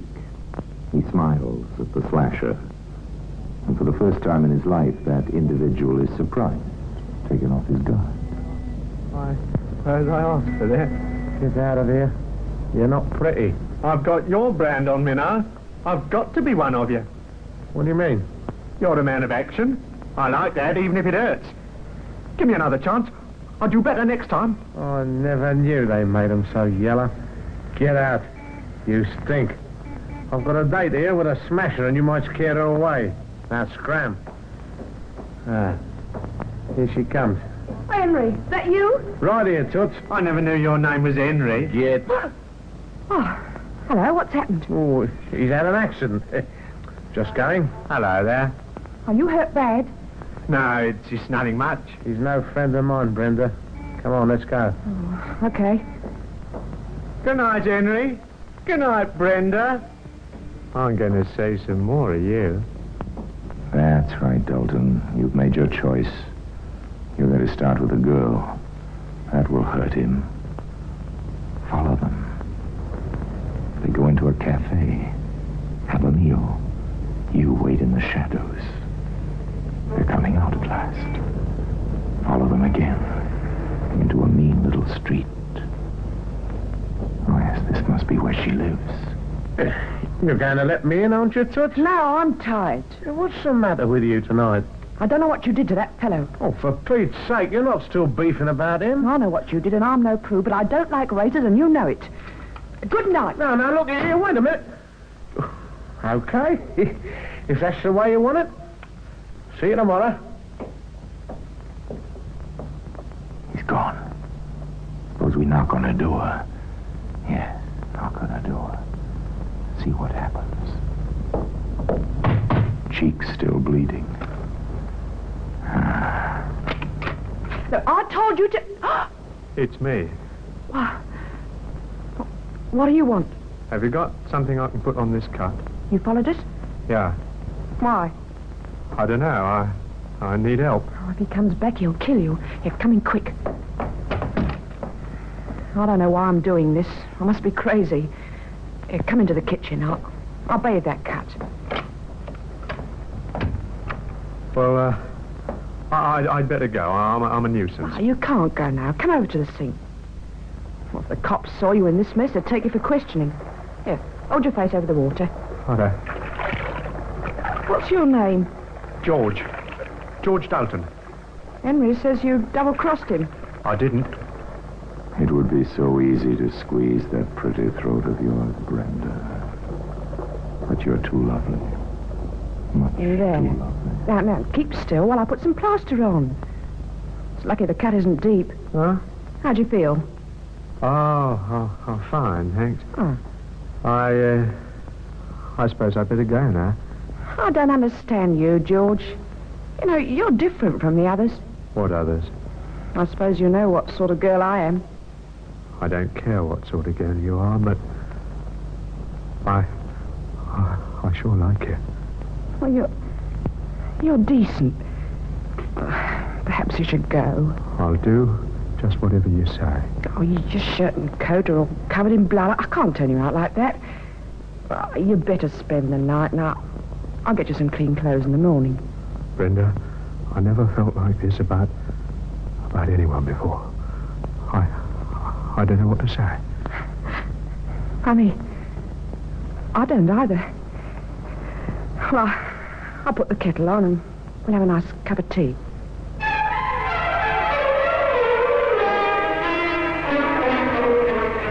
Tea. As much a part of London's life as Buckingham Palace and the Houses of Parliament. Brenda made tea. The next morning she went out and bought her new lover the clothes he needed. He put on the clothes she'd brought him and went home. He knew quite well what he was going to do, and that night he borrowed his father's car, and at 9 o'clock he drove to the bomb site, where he knew the slasher would be waiting for Brenda. And in his pocket he had a short length of lead piping. As he approached his objective, he saw a movement in the shadows. It was the slasher. Well, if it isn't the jewel expert. Yeah, you come into money? Hello, Slash. How you doing? Well, what's the idea? Not looking for trouble, are you? What do you think? Get back, you dope! Now, that squares out a count. Now, I'll put you under the rug in the back of the car and I'll take you for a little ride.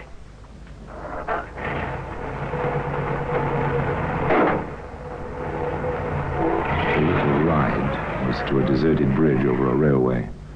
Dalton lifted his victim onto the parapet. Then he paused. Just before you go, I wonder how much you've got in your pocket. Anybody coming? Good. Oh, yes. Quite a few notes here. Thank you, Slash. Thank you very much. Goodbye. And quite gently, Dalton eased the unconscious man over the edge. After that, it was easy. Brenda, like the old jeweler, may have had her suspicions, but she kept them to herself. Dalton had money. taken nearly 100 pounds from the slasher's pocket before pushing them into the path of the oncoming train. That 100 pounds lasted just 2 weeks. 2 glorious weeks. The happy couple celebrated those weeks in the famous seaside resort of Brighton. Then, on the morning of January the 1st, 1948, with funds running low, George Dalton took his father's car into the Carduck service station to be oiled and greased. Now, why did he do that? Superintendent Brandruth of Scotland Yard has the answer. There is no doubt that Dalton had already decided to drive to his parents' home and ask for money. He had insufficient funds with which to pay his hotel bill, and it was essential for him to receive help from his father. His father was always particular about the regular servicing of his car, and the son doubtless had this carried out in order to produce it as a sop for his father's wrath. And the speedometer reading was 15,001, duly recorded on the service card. So George Dalton drove the 50-odd miles to his home on what was to be his fatal journey. He was hampered by fog on the way, and when he eventually turned into his own street, the fog was very thick. Stopped the car outside his parents' house, went inside, and got down to business. I'm sorry, Father, but I've got to have the money quick. Well, who the blazes do you think you're talking to? You take my car for a weekend, you keep it for a fortnight? Well, I've had it serviced. I don't care if you've had it rebuilt. You'll never drive it again. Billy nearly got onto the police and reported it stolen by you. And now you have the infernal impudence to demand £50, just like that. If I don't have it, I'll go to prison. The hotel won't Then you'll wait. have to go to prison. You'd have gone there a long time ago. It might have brought you to your senses. You're my own son, but I'm disgusted with you. Go on, get out. You can't send me away. Can't I? There's the door now. Now, go on, get out. Oh, no, you don't. Take your hands off me, you young rascal. Your mother. Give me that money, will you? You're mad. You're choking me. George, what have you done? He's dead. Stop that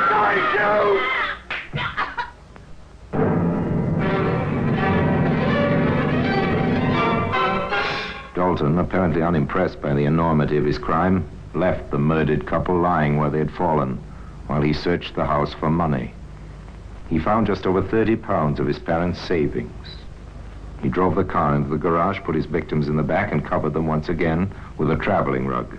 Then, as he cleaned the house and locked up after himself, as darkness fell, he drove to the nearest bridge over a railway.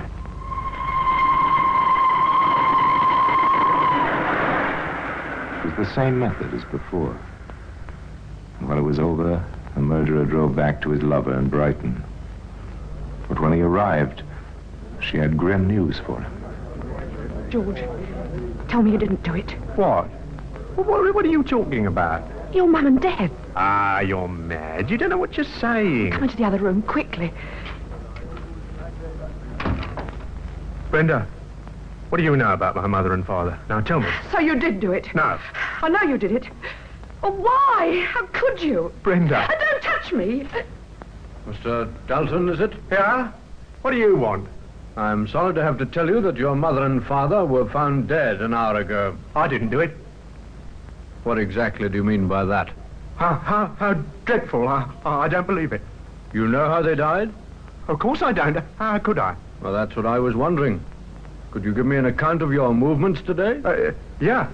I spent the day here with my fiancée. You haven't used the car outside? Oh, we drove to New Haven. That's 8 3/4 miles. 17.5 there and back. You haven't been anywhere else? No. The car's been here all the time? Yes. According to the garage people, you had the car serviced this morning. Yeah? The speedometer reading then, according to the service card, was 15,001. You've put on over 100 miles since then. I've just checked the clock on my way in. The girl knows I've been with her all day. Oh, George, what's the good of you lying? The speedometer's in order.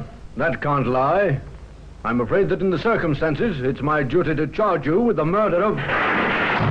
Stop him! Let me go! So George Dalton was arrested and charged with the murder of his parents, within an hour of their bodies being discovered on a railway line 50 miles away. In due course, he was convicted And at 8 o'clock on a cold, misty morning, he mounted the steps of the scaffold. And he told you, Inspector, he hadn't been on a long journey. He'd forgotten the speedometer reading on the service card. They all overlook something. And that is why the service card has earned its place here in the Black Museum.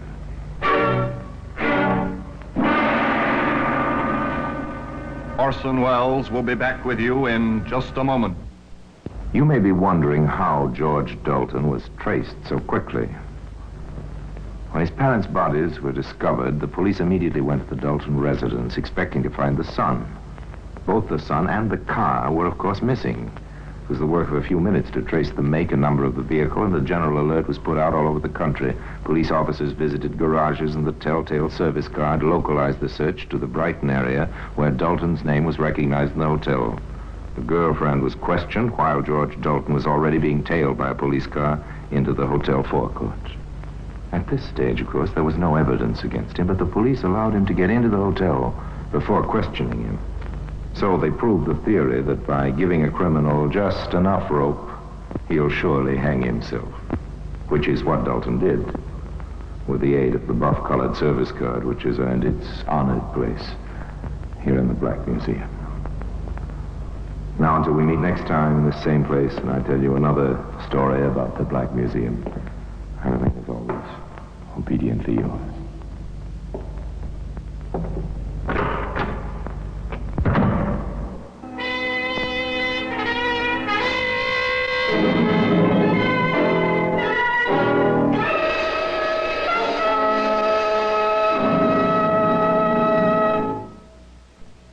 This is Orson Welles, speaking from London.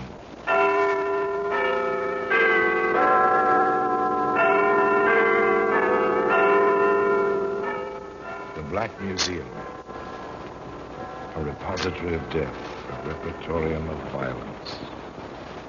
Here in the grim stone structure on the Thames, which houses Scotland Yard, is a warehouse of homicide, where everyday objects, a carpenter's saw, a manicurist's orange stick, a 10-penny nail, all are touched by murder.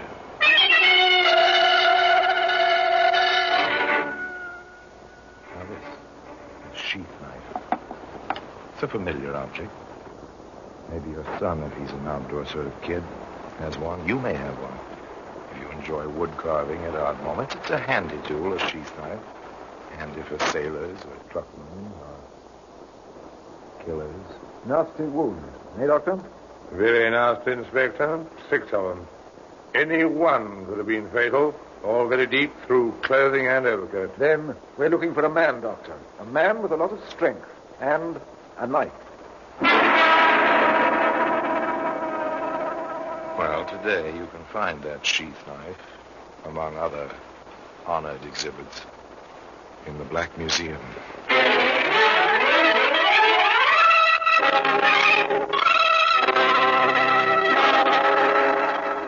From the annals of the Criminal Investigation Division of the London Police, we bring you the dramatic stories of the crimes recorded by the objects in Scotland Yard's Gallery of Death, the Black Museum.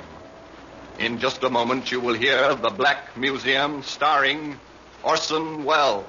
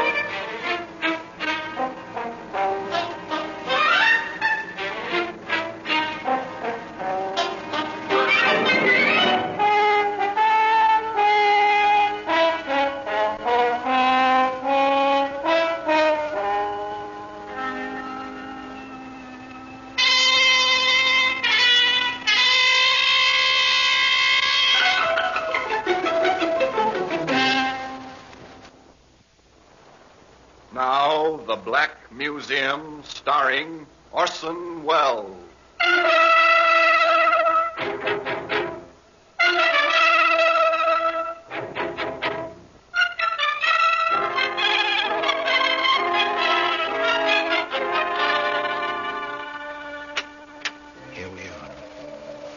Black Museum. Scotland Yard's mausoleum of murder. A functional place with its shelves and cabinets, its glass-topped exhibit tables, and the neat white cards identifying time and place and killing. Yet over the whole thing, a kind of aura, a mystery, as if the manipulators of these weapons still waited to pick them up, just beyond the shadows. Here lies death. 100 deaths, 700 in fact, collected over several generations. Would you call this a weapon? Look here, it's a boot. A leather riding boot, obviously made for a gentleman who rode behind the hounds, but another gentleman's pink hunting coat was stained with blood when this boot became a bludgeon. This seems obvious. It's a hypodermic needle. It was once filled with poison. Here we are. Here's the sheath knife I was telling you about. Leather sheath, Sheffield steel, bone handle. It's a pretty instrument in its way. But the story connected with it isn't quite so pretty. It begins one coldish night in November, as a suburban train drew into the dark station at Ilford, a short distance from London. Two men rose to shrug on overcoats. In the same car, a man and woman rose too. Evelyn and Fred Winters, shipping clerk and his wife, returning to their little house in Ilford. Careful, dear. It's dark on the platform. You might go first, even if you are married to me. Huh? Oh, yeah. Yes, of course, yeah. All right, Evelyn, come along now. Train will take you on with it. You'd like that, I expect. No, we had a nice evening. You're tired now. You wouldn't talk like that. Well, let's walk. I'm a trifle chilly. He's a patient man, this Fred Winters. He always manages to find excuses for his wife's nagging, but then Evelyn is a bit younger than Fred and quite good-looking in a rather daring manner, you know, with those tall, vividly colored girls, excellent figure, which she displays to advantage. Of course, all this was lost on the two men who left the train at the opposite end of the car from Mr. and Mrs. Winters. They stood on the platform for a minute or two, stamping their feet. And the Winters disappeared up the tree-lined street. For a moment or two, the two men followed. Apparently, they'd come to a decision. Whatever it was, it doesn't matter. It was never carried out. They heard.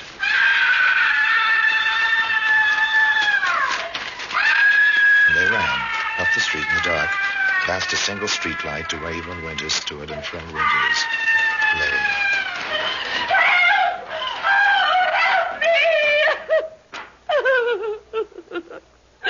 Someone ran out of the driveway. Then Fred fell. Oh, he's all over blood. He's dead. He's dead. Oh, he was dead, all right. He was quite thoroughly dead, as Inspector Bell put it. It's the man Scotland Yard placed in charge of the case. Nasty wounds. Eh, Doctor? Very nasty, Inspector. 6 of them. Any one could have been fatal. All very deep through clothing and overcoat. Then we're looking for a man, Doctor. A man with a lot of strength and a knife.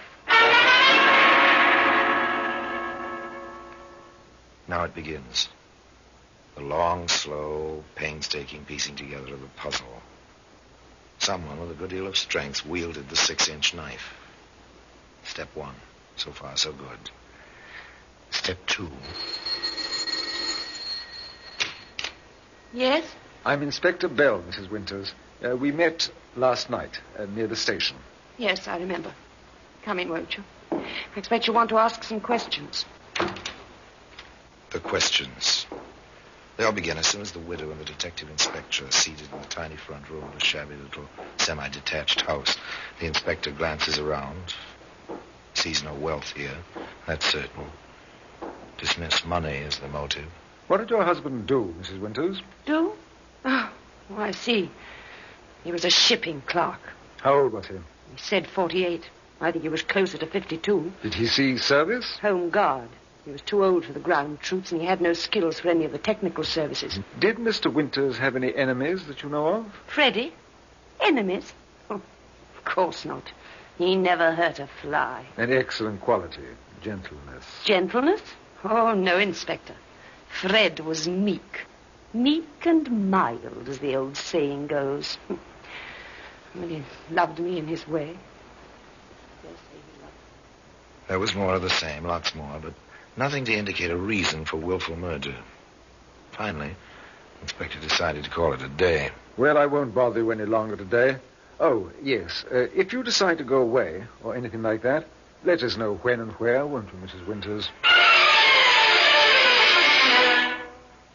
A considerate man, Inspector Bell, and wise. He had long experience. He never rushed a case or a situation. He knew well that there wasn't any use in that. He returned to the local police station, and there he found a woman and a man waiting for him. The murder took place right in front of my house, sir. Did you see anything, ma'am? No, it was too dark. Our street is very badly lighted. But I heard running in my driveway. Then it sounded like scuffling out front. I went to the window and heard a woman, half whisper, "Don't. Oh, don't." Then she was frightened? No, sir. How's that? It wasn't fright, sir. It was like she was begging someone she knew not to do something. Then I heard running away again, going away. And after that, the screaming. You're certain the woman was not frightened? I'm positive, sir. If I'd felt she was, A tiny bit of testimony, very tiny. Would it stand up in court? How would it impress a jury? What would a good defense counsel do with it on cross-examination? Well, it was weak, but it was interesting. Quite interesting. And there was a man waiting at the station house for Inspector Bell with a woman. The man introduced himself.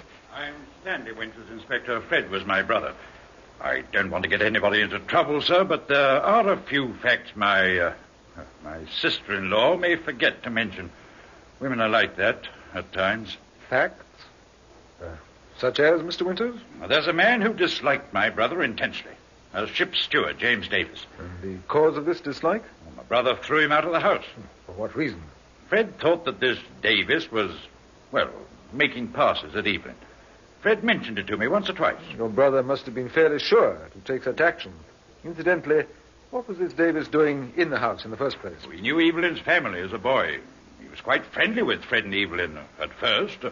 Went off on a holiday with them to Brighton. Between sailings it was. Then he moved in. Fred had a spare room and could use the money. But after a while, Fred didn't like Davis's attitude towards Evelyn, so he threw him out. Is there anything else, Mr. Winters?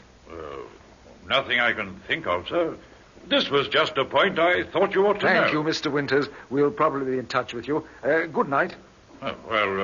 Good night. Sergeant? Yes, sir. Pick up order, Sergeant, for James Davis, ship's steward. Check crew lists of all lines carrying passengers or using stewards. And don't let Mrs. Winters learn that we know about this Davis. Not yet, at any rate. Beg pardon. You James Davis, steward aboard the Morania? I am. So what? I'm from Scotland Yard. My credentials. What do you want with me? I'd like to have a talk with you before your ship sails. Sailing date's 3 days off, we understand. That's right. What do you want to talk with me for? A friend of yours has been killed. Name of Fred Winters. What? Freddie dead? How?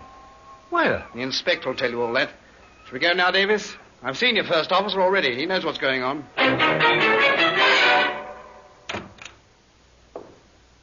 This is James Davis, Inspector. How do you do, Mr. Davis? Well, not so good. What with the news and all. Who killed Freddie, Inspector? We'd like to find out. Perhaps you can help us. Sit down, won't you? Thanks. Yes, Sergeant, take care of Mr. Davis' overcoat. Hang it up in the outer office for him. Yes, sir. Thank you. It is a bit warm in here. And, Sergeant, deliver this note to Dr. Arnold, will you? Yes, sir. Now then, Mr. Davis, perhaps you'll tell Yes, Mr. Davis, perhaps you will tell us where you were last night between 10 p.m. and 2 a.m. I was with Evelyn Winters' family. I've known them since I was a boy. Well, that fits with Stanley Winters' story, doesn't it? And what about Evelyn Winters and Fred, Mr. Davis? You knew them well, didn't you? Matter of fact, Inspector, I had a room with them. Until poor old Freddie got the idea that Evelyn and I were a bit too friendly. It wasn't true, naturally, sir. But I figured it'd be better all round if I cleared out. So I did. Perfectly natural. Don't cause your childhood friend any trouble. For husband is jealous, lives somewhere else, so simple, so proper. It was just about then that the telephone on the inspector's desk added its voice to the situation. Inspector Bell here? Arnold speaking. Bill, you've got good eyes. Sergeant Holloway is here with a fellow's overcoat. He gave me your note. I made only the first test, but there's no doubt in my mind. That stain you spotted on the sleeve, it's blood, all right. No question about it. Well, today you can find that sheath knife, among other honored exhibits, in the Black Museum. In just a moment, we will continue with The Black Museum, starring Orson Welles.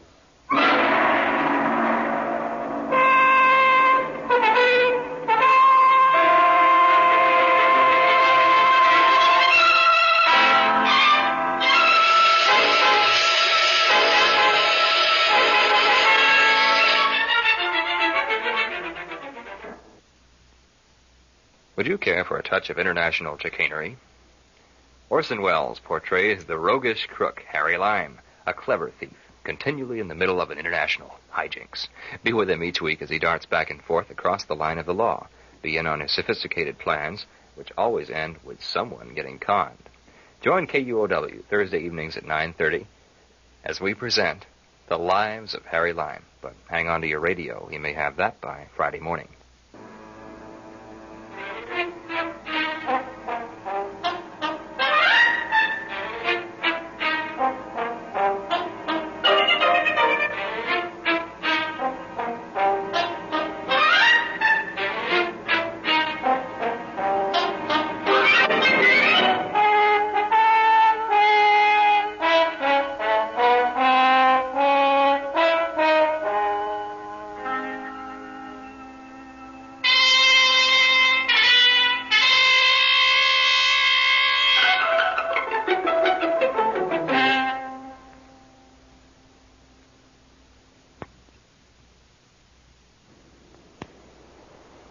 Now we continue with The Black Museum, starring Orson Welles.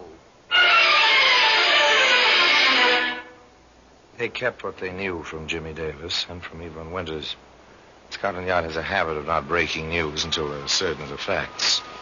And blood on the cuff of an overcoat is only one fact. The rest was guessing. That's not enough. They drew other items from Jimmy Davis that day before they finished with his overcoat and with him. As I said, Inspector, I spent the evening with Evelyn's family. I've been doing that during my time ashore for years. I left them about 11 o'clock. It was something of a problem getting back to London. The trains out Manor Parkway aren't very frequent after 11. When I finally made it back to Victoria Station, the last train out my way was gone. I didn't have the cab fare, so I walked all the way home. Didn't get in until after 2 in the morning.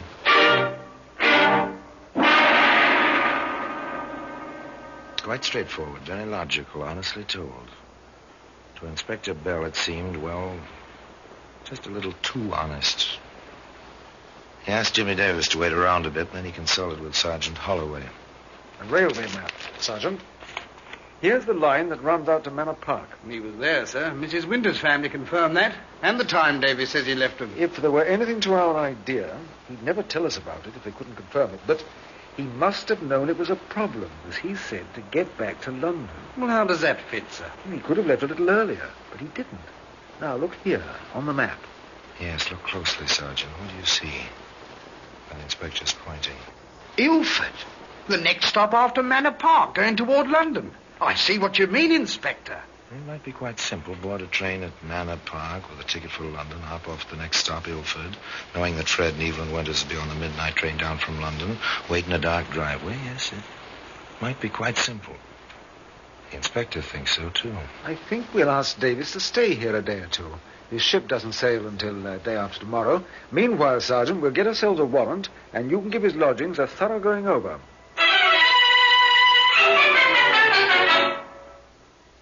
Sergeant Holloway took 3 men with him and gave Jimmy Davis his furnished room a very thorough going over. Take everything apart, men. Put it all back together again so the fellow won't know we've been here. We're looking for any article of clothing with a trace of blood on it. And for a knife about 6 inches long. Also, watch for evidence of Davis's associations with women. 3 points. Blood, a knife, and women. On point 1. Everything's clean. He must have missed the stain the inspector spotted on his overcoat. On point 2. Nothing. Absolutely nothing to indicate the man ever touched a knife. And as for point 3... It's a gold mine, Inspector. Davis had a special box full of letters. I didn't take the time to read them. One look at the signature on all of them was enough. Ever yours, Evelyn.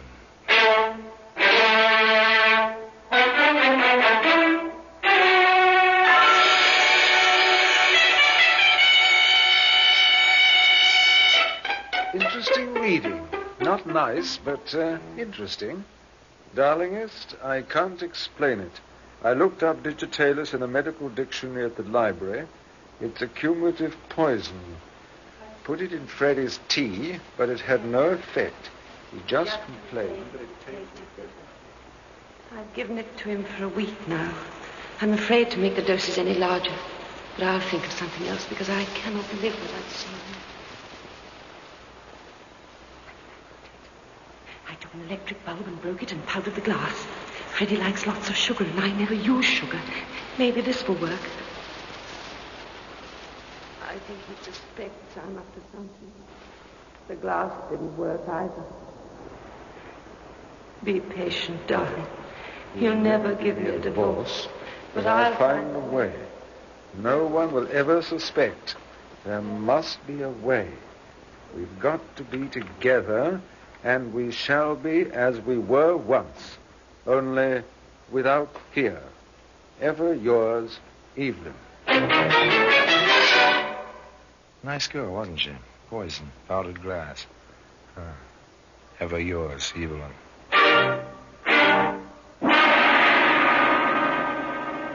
Inspector Bell called in Sergeant Holloway. Yes, sir?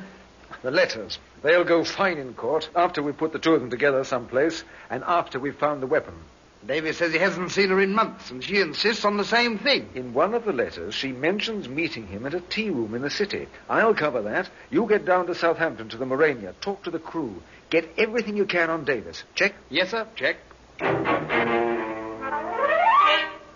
In the tea room, Inspector Bell found an obliging waitress with an excellent memory. Tall, you say, sir? Auburn hair? Greenish eyes? Oh, now let me think a minute, sir. Yes, there was a woman comes in here, very good looking. If you like that kind of colouring. Many men do? Well, one man does. The one that comes in here with this woman. Afternoons mostly, for an early tea. He's young. Oh, younger than she is, that's my guess. Well, very nice looking. Have you heard any names? Once it was... Yes, once I heard her call him Jimmy, darling. I see. Tell me, have they been in here recently? Say, in the last day or so? Oh, I think so. I seem to remember... Yes, the day before yesterday it was. Do you think you'd know them again? In a crowd, perhaps? Yes, sir. I'm sure now. Why, sir? Are they in trouble with the police? I wouldn't want to put nobody in trouble, not if I could help it. In trouble with the police? Well, a little. Just a little. If you call a growing sum of evidence in a murder case trouble. And it was growing. Sergeant Holloway went to Southampton. I gather from some of the other men that Davis was never too sociable, right? Ever show you any of his hobbies? Well, he didn't have any that I know of. Not, say, wood carving or anything like that? Oh, I never saw him use a knife on wood. Oh, he owned a knife. Oh, yes, sir. Slick-looking blade it was. Carried it in a sheath on his belt. He liked to keep it pretty sharp, too. I see. Well, thank you, Carter. Thank you very much. But there are 2 themes here. They must be resolved together. A woman who followed the pattern of a sly, careful poisoner. A man who once owned a sheath knife. The planning of a careful crime. The execution of a crime of violence. Did the 2 themes come together on that midnight street in Ilford? Was Jimmy Davis waiting behind the hedges? Did Evelyn Winters know he was there? Know that she was leading her husband to his death? There were answers to these questions somewhere. Inspector Bell went quietly and methodically about the business of getting those answers. I'm glad you could come in to see us, Mrs. Winters. I've been hoping you'd be able to help us. Oh, is that so, Inspector? I wish I could help you. My office is just along this hall. Yes, we're rather up a tree. A most difficult kind of case. Unless we can find someone with a motive somewhere, it may go unsolved. Oh, there's Sergeant Holloway. Sergeant Holloway? Yes, you remember him. He's working with me. He may have a question or two. There he is, in this office with the glass panel door, talking to someone. Oh, no. Jimmy. And what time did you actually... Come in a minute, Mrs. Winters. No. No, I won't. I know the man Sergeant Holloway is talking to. He knows me. Yes, Mrs. Winters? We know he knows you. Jimmy told you? I asked the question, Mrs. Winters. Are you in love with Jimmy Davis? Did you plan to kill your husband that night in Ilford? Oh. We know a lot, Mrs. Winters. We want to know. If you held your husband while Davis stabbed him, did you decoy your husband? Did you tell Davis to be there? How long have you been in love with him? How long have you tried to... Questions. They came thick and fast. Now, the inspector took her into his office. The stenographer waited. She was warned, and the questions poured out around her as she sat there, pinioned by the inspector's quiet voice. Until... All right, I'll tell you. I was in love with Jimmy, but I didn't plan the murder. Jimmy did that. He did it on his own. He jumped out to the driveway and struggled with poor Freddie. Fred fell down. Jimmy ran away. I had nothing to do with it. Nothing. A nice girl, a really nice girl with willpower. They showed her the letters in her own handwriting, but she stuck to her story. I had nothing to do with it. Nothing. And Jimmy Davis, still in love with this woman. Jimmy denied the letters, too. Evelyn didn't know a thing. I waited for them. I wanted to make Fred give her a divorce. He tried to hit me, and we fought. I used the knife. It was self-defense, but I got scared. I threw the knife into the sewer grating and ran away. Evelyn didn't know a thing. We didn't see each other for months.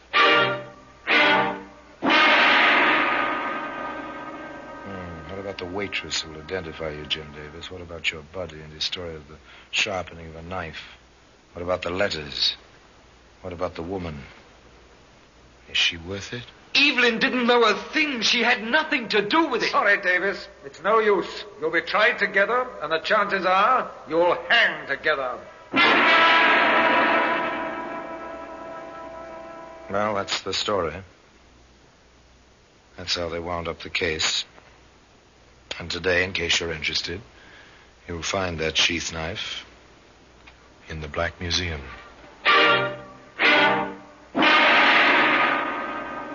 Orson Welles will be back with you in just a moment.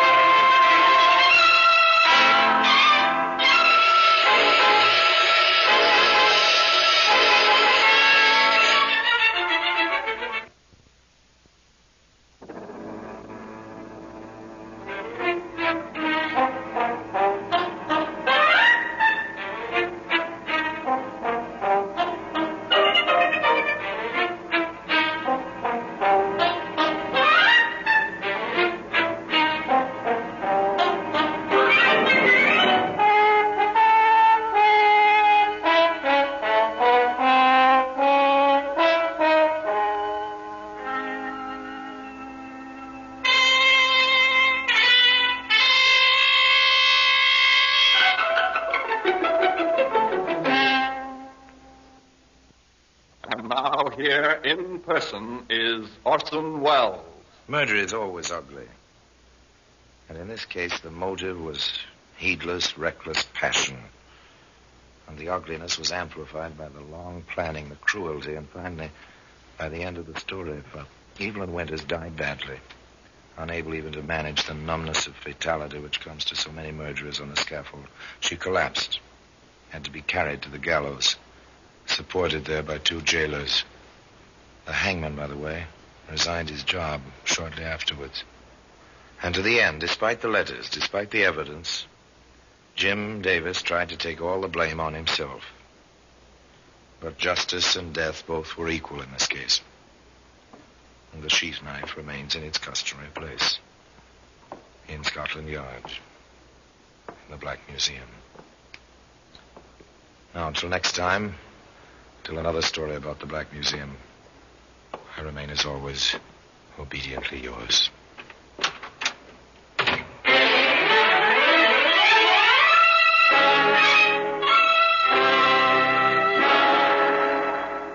The Black Museum, starring Orson Welles, is presented by arrangement with Metro-Goldwyn-Mayer Radio Attractions.